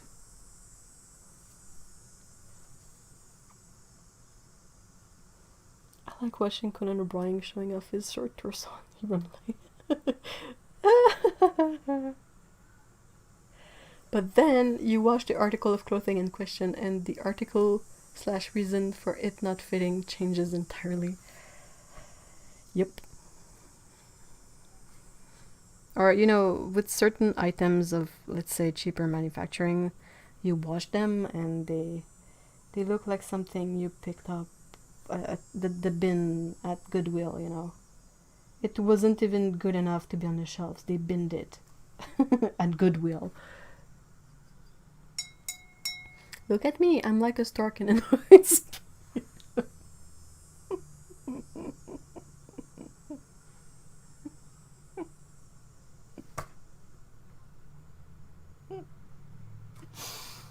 Oh, that's funny.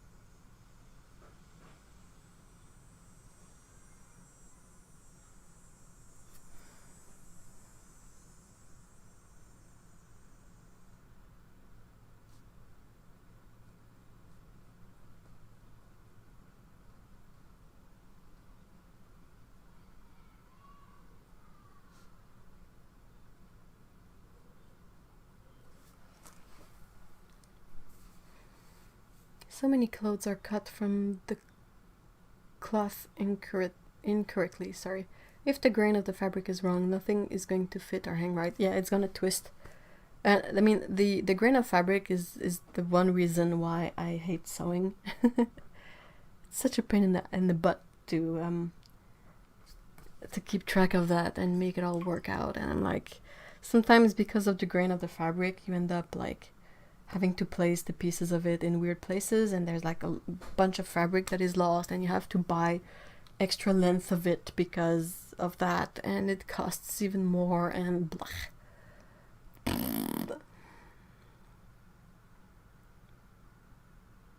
T-shirts that twist are from the devil, and I'm not even that religious.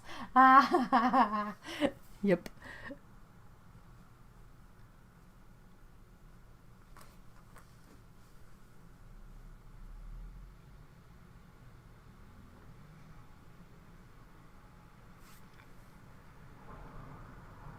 I'm so sweaty.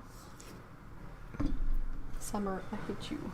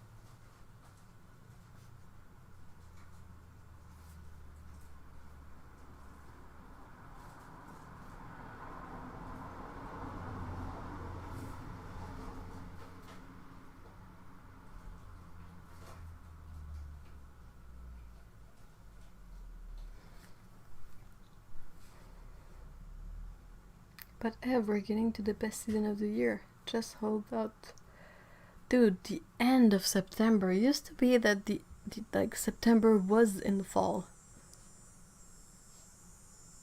Now it's like we have to wait until October to get sort of decent weather for like a week.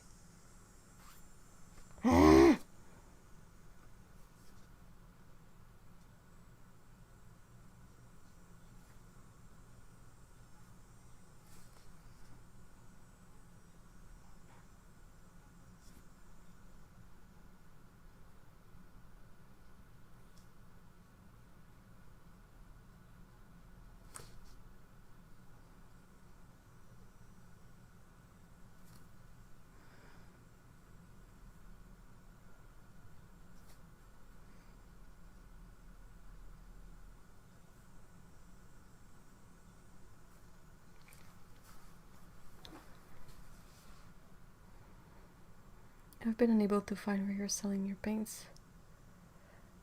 It's on Etsy. I'm sorry I keep changing shop front all the time. I'm really struggling to find a proper place to sell my stuff. But Etsy, I put the paints back on Etsy because it has a bunch of flaws, but it also has a few perks. So I think the address would be etsy.com/PRUCHE. Pruche.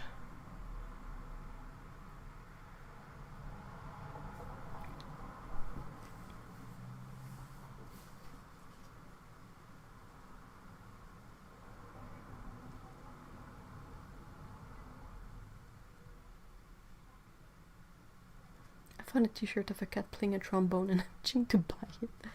I don't even buy you don't buy them? Is it because you don't wear them? Like 90% of my wardrobe is t-shirts. I can't imagine wearing anything else.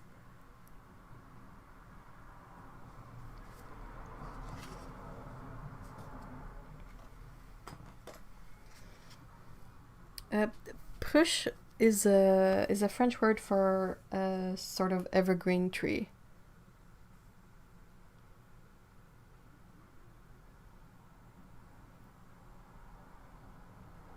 I don't exactly remember what's the name in English, but it's a type of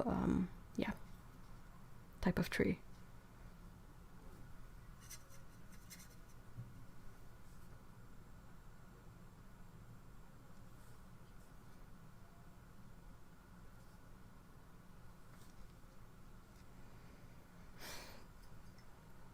I only wear t-shirts to bed and around the house, so the ones I have are old and tattered. Well, you could replace one of them, I guess.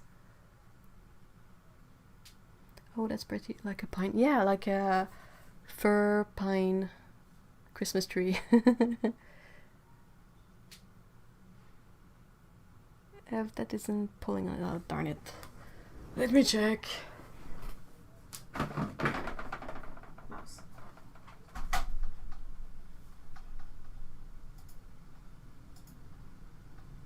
What is it?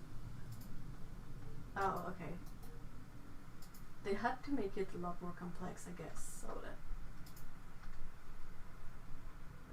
we would be bothered with it.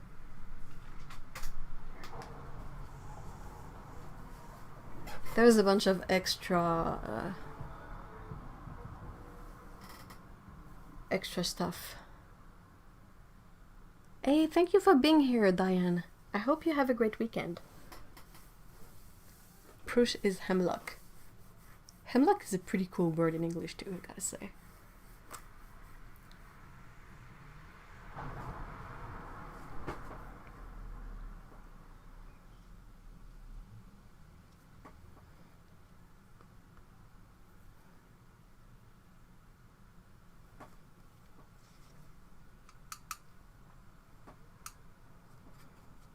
I don't have that many paints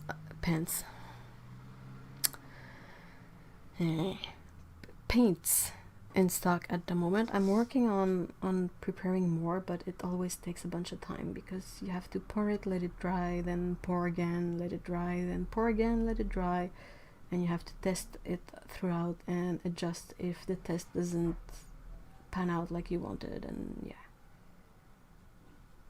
And it's been really warm, so the prospect of mulling paint in this weather is not super duper inviting, I gotta say.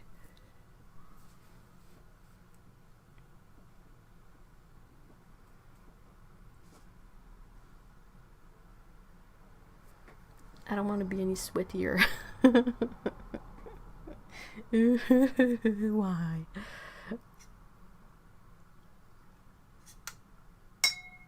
Bing, ding, bing.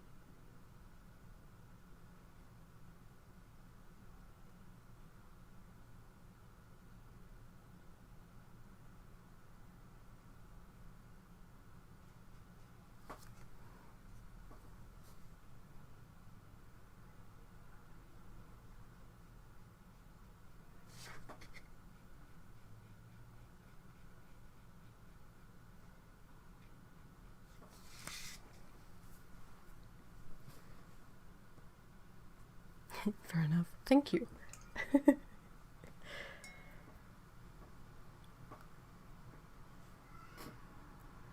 The colors that are easier for me to work are often the metallic colors, but those are not necessarily what people are looking for in my shop, so having a bunch of metallic colors for sale is not necessarily an investment of my time at the moment.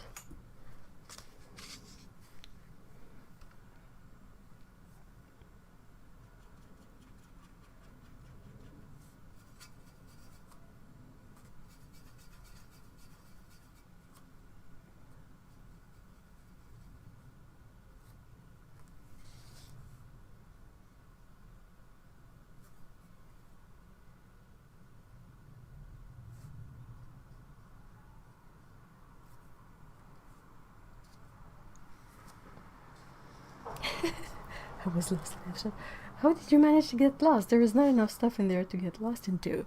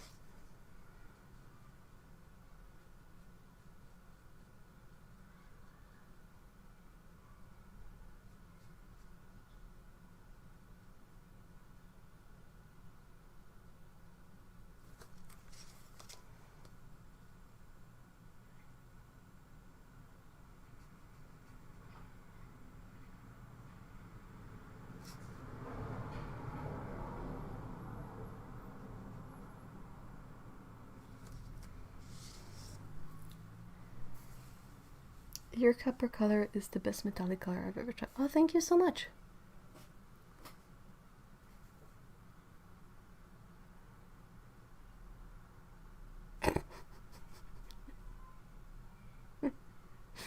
Guys, I just spent like 5 minutes looking for the paintbrush I was holding. Oh no, it's one of those days.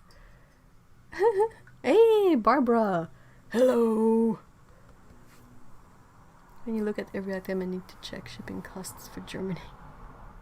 That's the good, that's the really good part of selling half pans, is that they're not very big, they're not very heavy, so I can basically mail them out for a reasonable flat rate for every country. Like Canada has a flat rate, US has a flat rate, and the rest of the world has a flat rate.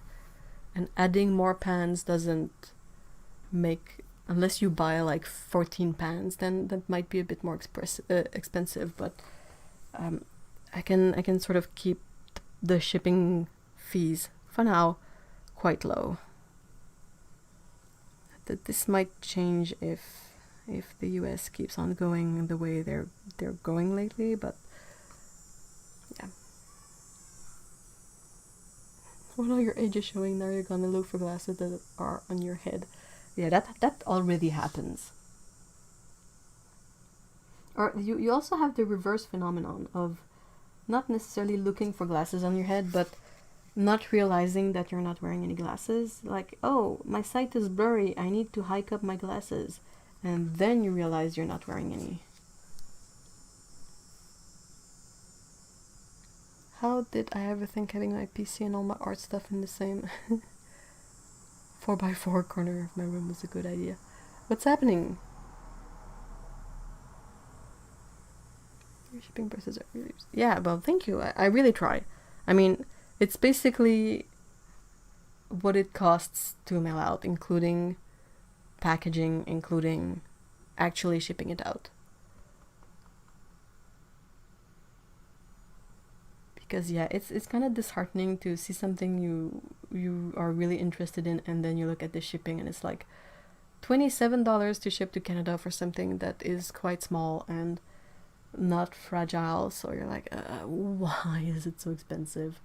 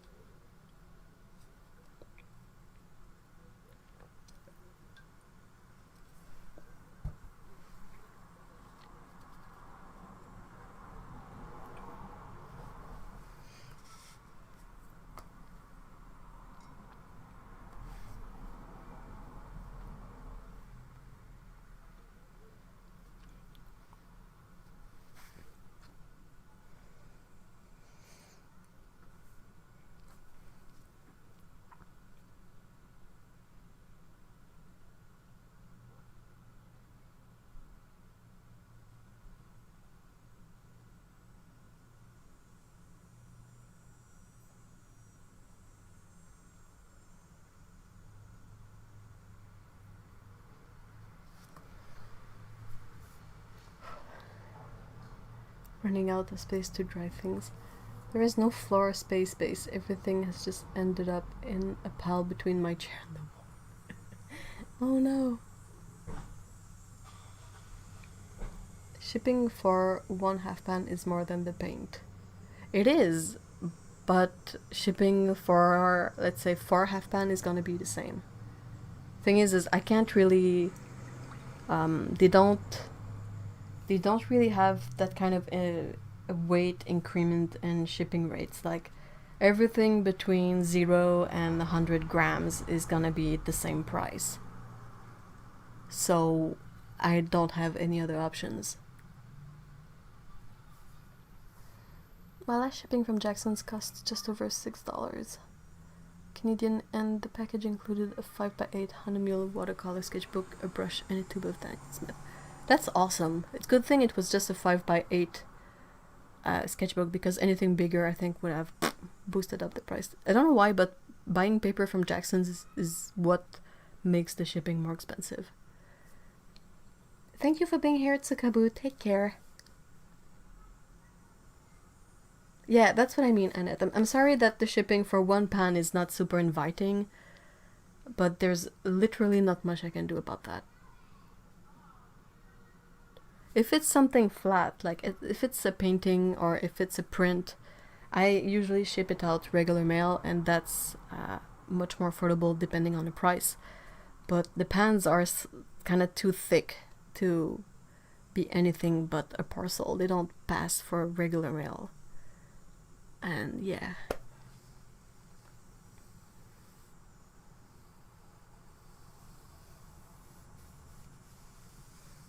It's not saying that it's easy or it's the best, but like when I see places that that in the US that ship to Canada for $40. I'm like, yeah, that's not so bad. But I mean, there's also no like I'm not pressuring anybody into buying anything. I make if for you your budget allows more to buy anything from Jackson's, then do it. I don't. The fun part is painting, and yeah, as long as you can manage to do that, we're all fine. And it's crossing an ocean. Try ordering from Blick's or Opus, and the shipping is more than the item. I know. Blick and Jerry's Artorama are really bad about this. Like, they are the kind that have like $40 shippings for 3 brushes. Like, are you kidding me? Jackson's has free shipping over 20 pound orders of brushes. They ship it for free.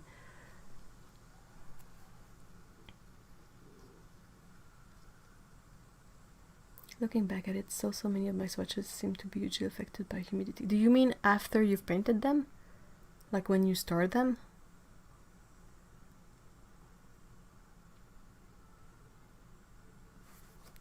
Dang, that would be not great.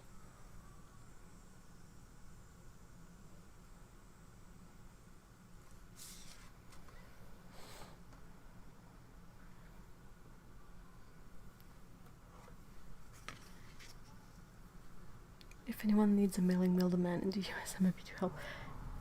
That's really awesome. That's a really kind and nice offer. Hopefully you guys will get to keep USPS and things will still function, but I just wonder, like, is it really less expensive? Well, I mean, in certain case, I guess it is, because for sites like Jerry's and Blick, I think the US has free shipping from a certain threshold. So if you get free shipping, I'm pretty sure it's least expensive to then ship it out to Canada, because there is not like 2 shipping fees. But yeah, sometimes it might not even be like that much of a discount.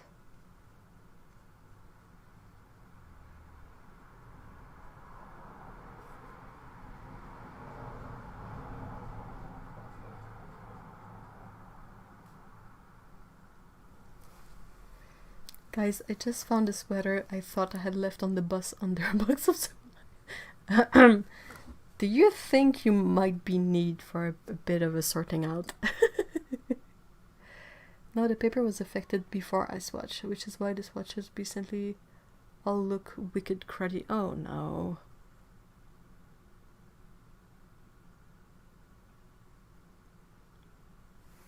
Mallory says, I feel bad sometimes buying from Jackson's because I basically don't buy local anymore. But I was recently in my local art stores and they wanted 3 times the money. Yeah, that's also where I draw the line. If I can buy something locally and it's about the same price, I will buy it locally, because the chain here also has this free shipping option from like $40, which is super easy to reach with art supplies. So never really a question. But for everything that is Winsor and Newton or Schminke, they sell it at like 3 times the price. And I'm not gonna pay a 5 ml of Schminke paints $20. No way. I don't make money enough from it to justify. Like, it's not an extra expense I can absorb well. I hate buying from art stores in person without coupons. It's just too pricey. Be it Michael's or Jerry's Artorama. I'm sure Hobby Lobby would be similar too. I really, and we have Michael's here, but I've never been to one. And our local store doesn't really have coupons ever. I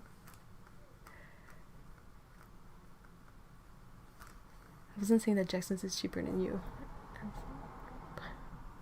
Oh, no, it's not what I was implying, but I mean, Jackson's is kind of magic with their shipping. They found, I think they found some sort of loophole or something that allows them to ship like stuff for really low prices unless it's paper. And then even if you buy something big, if it's expensive enough, the shipping is going to be free. And you're like, okay, awesome. But I mean, for everything on Etsy, let's say something that the business person is an individual, like that has to deal with post offices and the mailing system in general, it's really difficult to get good prices. Sometimes I get mad because there are things that I would buy from people in the States and it's like stickers or flat things, but the shipping is still $17. And I'm like, no, but an envelope is like $3. Why? Cue sadness. Cue a lot of sadness.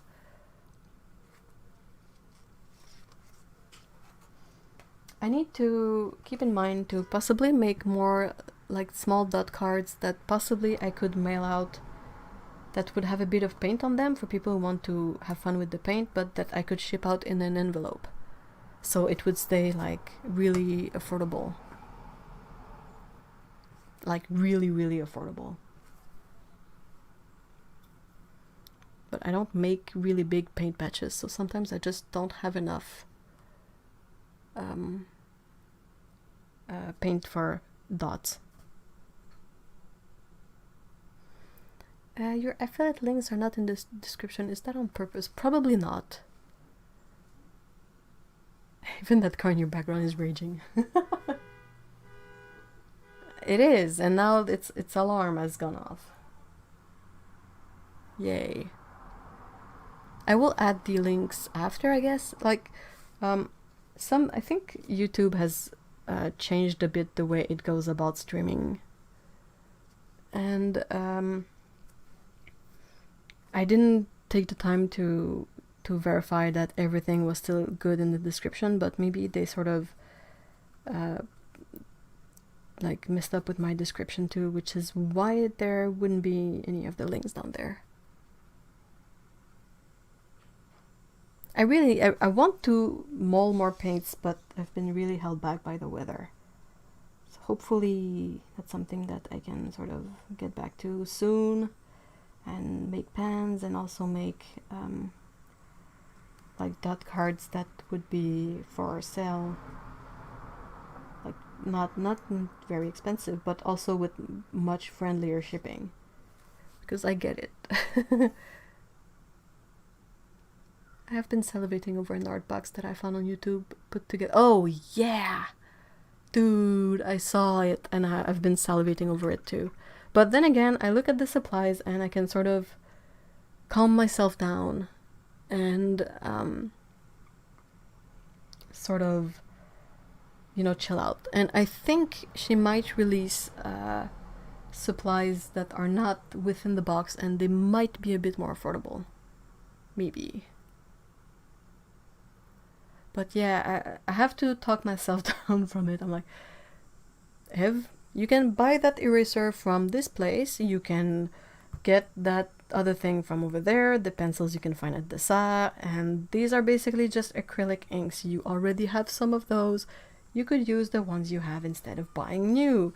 But yeah, I mean, I love Recollet. Her art is beautiful, and when she had the Kickstarter for her book, I was really into it.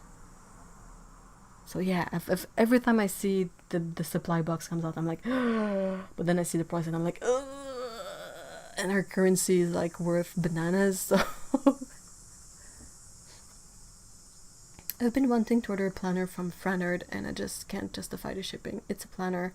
I can't justify it being 65 Canadian with shipping. Is it a planner for the whole year? Hopefully.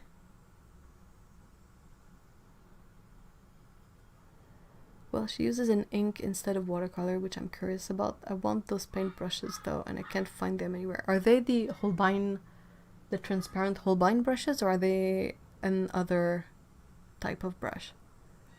I would love that card. All right, noted. Well, I mean, if there are more interest for dot cards, I will definitely keep that in mind and save up some of the paint to make dot cards. Well, she uses an ink instead of watercolor, which I'm yeah, but it's acrylic ink. The brand she uses is hard to find for us in Canada, but we can find other acrylic inks to sort of try out her methods, possibly at But I mean, I understand the appeal completely. This is just the way my brain tries to work me back to like ground level and be like, you don't need this, don't buy it, not now, maybe one day, just calm down. And they sell out so quickly that usually by the time I'm like, oh, but I really want it, it's all gone. So I'm like, okay, whew. I'm safe until the next release. Good. Yeah, I want the first version. It's an open planner, so it starts whenever and goes for a year. Huh. Well, $65 for a whole year is really not that much. It's like $1 and something per month. No, what am I doing? It's a few dollars per month. What are maths? Like $5 per month, maybe a bit more. So like it's not that much, but yeah, in one spending moment, that's kind of a lot. Yeah, the transparent ones with the angled end for scraping, I can't find them.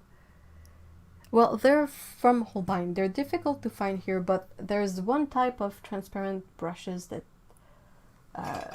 very similar that you can find super easily here, like Curry's has them. It's the Princeton Glacier ones. It's not the same kind of fiber, I think, than the Holbein ones, but they have the transparent handle and the really nice scraper at the end. Like, this is a really good scraper. It's my favorite I have.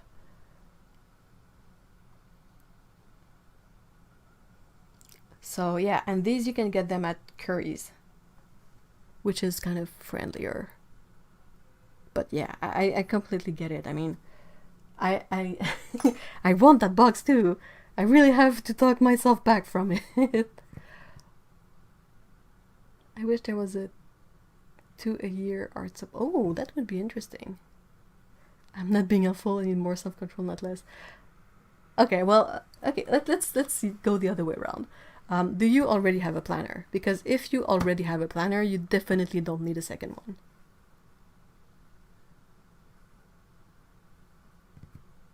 That's the thing. That's the other side of the argument. Like, if you really need a planner and her planner is what you know will definitely work for you, like it's kind of difficult to go against a purchase like that because it's something you're gonna use and you're gonna be like you're gonna enjoy using, and it's gonna help you work through the year, you know, get stuff done and all of that. But yeah, also if you're not sure you're gonna like it, and if you already have a planner, then it's really not necessary to get hers. How much is the shipping alone? Just curious.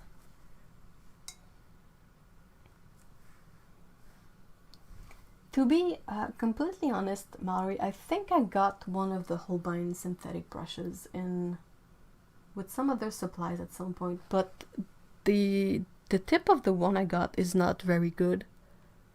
It's not a super nice pointed synthetic tip.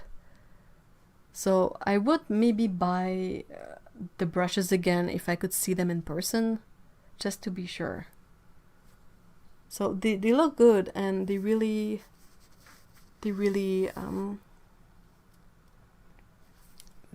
like, if they look good and they really work well, like from in person, from buying them at like Sekaido, I would maybe buy them, and they would be less expensive over there, over in Japan. But for us here, maybe the Princeton Glacier ones are also a great option.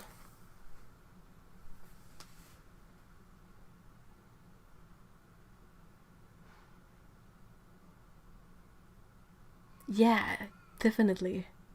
Mallory says it's also like you see her painting with her art supplies, and the way she paints is so beautiful and peaceful, and you think, if I just have her box, then I will channel some of that. I absolutely agree with you on that. It's kind of an issue sometimes because my brain won't be able to separate the two. It's gonna be like, you get same supplies, you get same satisfaction from art than what you get when you look at the person's art. I don't know if that makes sense, but it's kind of a semi-twisted way of going at it. Well, it's not the supplies that make the thing, it's the artist, but it's really hard to separate both. It's like when you go get a haircut base on based on a pic, and you have an irrational expectations that you will look more like the person with the haircut. I know what you mean. Oh my gosh.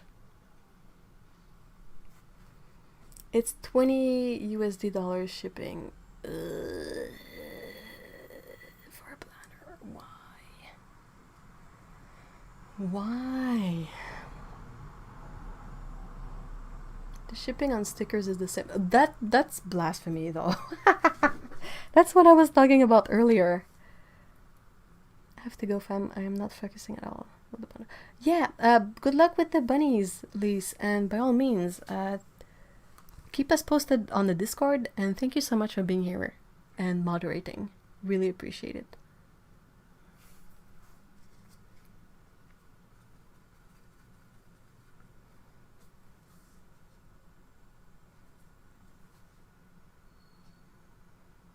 I'm not painting as much because I'm getting super sweaty. And I don't want to have sweaty hands over the paintings. Plus, I think my concentration is sort of lacking. And all I have left to paint are like tiny details that require a lot of focus. And I am not particularly focused right now, so this is not the best combo.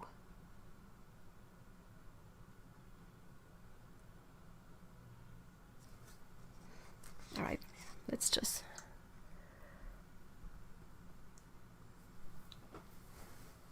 Ugh. Gosh, so much sweat for a single person.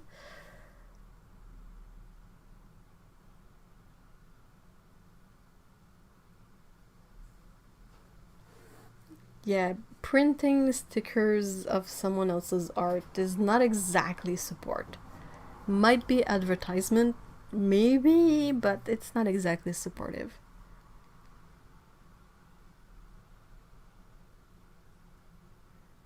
If I see an artist that sells stickers and they have like a very fair price for sending out stickers, which is, you know, like the price of an envelope and materials, I'm much more inclined to buy their stickers than other people who just have this overpriced shipping for everything.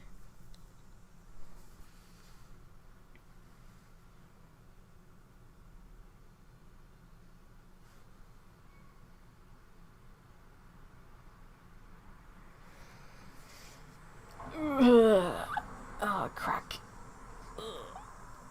What is flexibility? Bunch of cats. All the cats. Cats, cats, cats. Meow, meow, meow.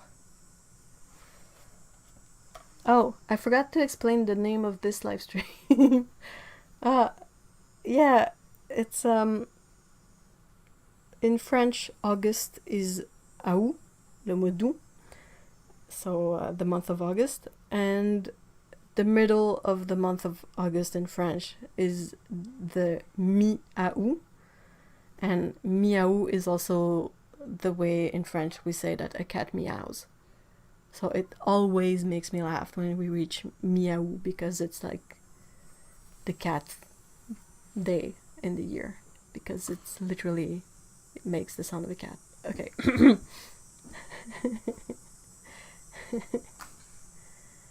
Honestly, planners can be quite expensive to ship. They get heavy. They do. That's a very fair point. And I mean, it's different if it's a planner insert like you get with traveler's notebooks, which is a small booklet that's smaller and thinner. Like, there's no reason that should be super expensive to ship. But an actual planner, I'll just grab mine.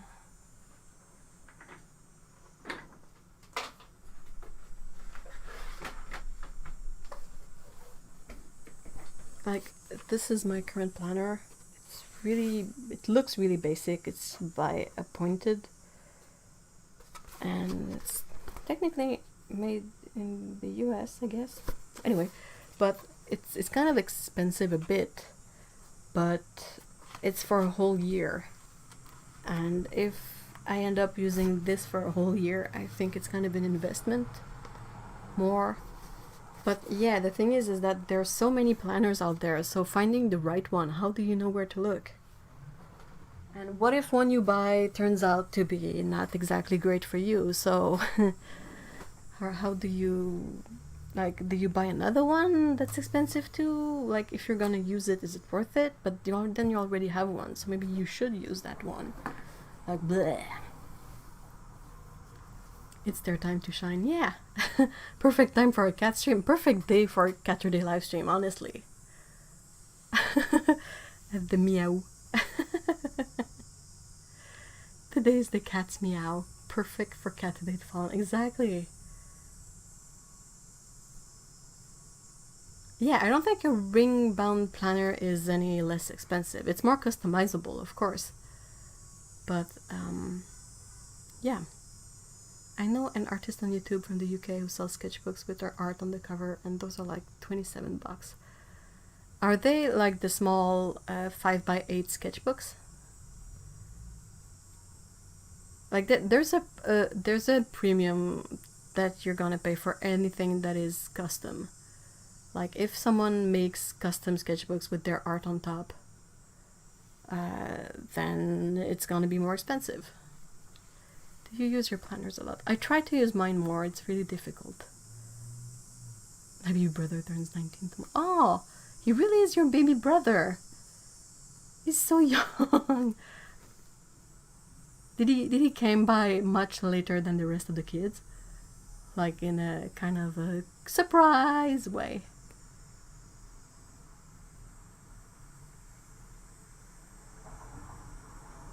I forgot what date was. That should be the subtitle for 2020. 2020. I forgot what date was.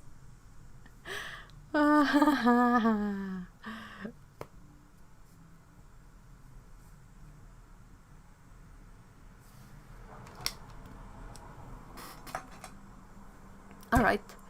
Do you guys have any more questions or inquiries for now? I somehow don't use my planner a lot now, but I use a calendar and a task list. Well, yeah, I mean, then if you were to find a planner that is basically a calendar and a bunch of task lists, then perhaps that would be a good match for you, you know? Like, I've tried Hobonichi planners, they don't really pan out for me. I've tried the Traveler's Notebook, not a good match either. This new one, so far so good, but my biggest struggle is that I forget to go back to them. I forget to use them like for a couple of days, and then I'm like, wait, hold on, I need my planner. It really helps me get more stuff done and being organized, but dude, that's difficult.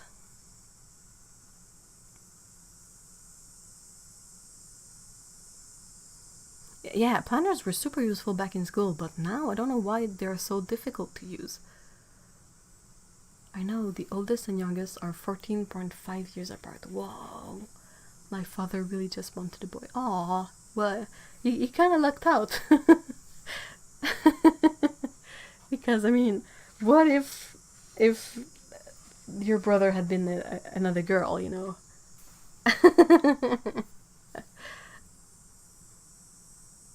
If they didn't have 3 girls, that'd likely be it. But then Broski came along.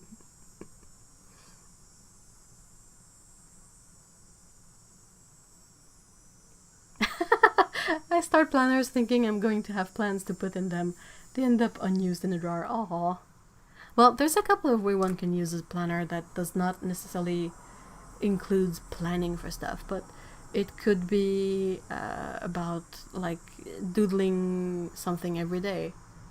So it doesn't have to be fancy if you don't have any time, but sometimes you're like, oh, I feel like drawing this today, and you just make a doodle. So basically it's like a dated sketchbook that has a page for each day, you know, that's a way to use it. Or for a bunch of lists that you don't really pay attention to the date anymore, you just put your lists all in the same place, so that can be handy too.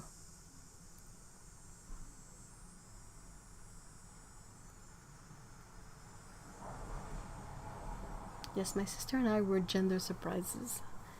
They learned gender ahead of time for Broski. So if they got a 4th girl, we'd have time to prepare my father for it. Aww.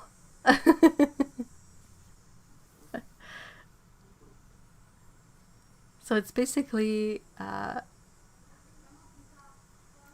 2 to 1, the ratio of girls to boys in your family. I love planners, but I'm also awful with them. Yeah, yep. Can we make that a t-shirt or something? I would wear it. It would fit.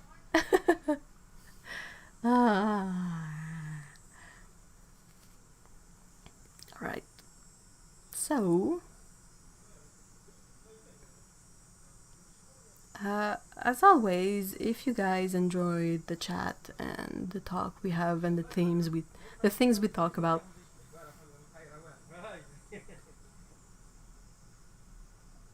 thanks neighbor. If you enjoyed the kind of things we talk about, if it's not in the description right now, it will be quite soon, but I will put the link to the Discord server in the description, which is a place you can go to chat during the week. It's very, very easy to set up, and it's very simple to use. And we have a bunch of fun over there. We share a bunch of pet pictures, art questions, art stuff. There's like literally a channel for every kind of topic out there.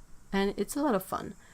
Aside from that, I will put the links to shop, Patreon, Ko-fi, like all this stuff in the description if it's not already there, and also link to my Instagram where when these will be done, I will be posting them to Instagram eventually. So you might check up on that if you want to see the finished pieces. These pieces are Patreon rewards, so yeah, that's the whole how everything ties together.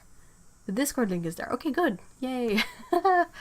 I'll have to check that out, make sure that all the links are there, but just like, you know, how the mic had reset itself, maybe the description is just weird. Who knows with YouTube? Alright, thank you so much, guys, for being here today, especially on this very special Mi-Août Caturday. It was a lot of fun as always, and I hope you all have a really great weekend, and that you manage to stay safe and stay sane again. And hopefully the world is not gonna explode 10 times before next Saturday and we can meet again. So that's it for me today. Thank you so much, guys, for being here. Have a great week, have a great weekend, and take care. And bye-bye.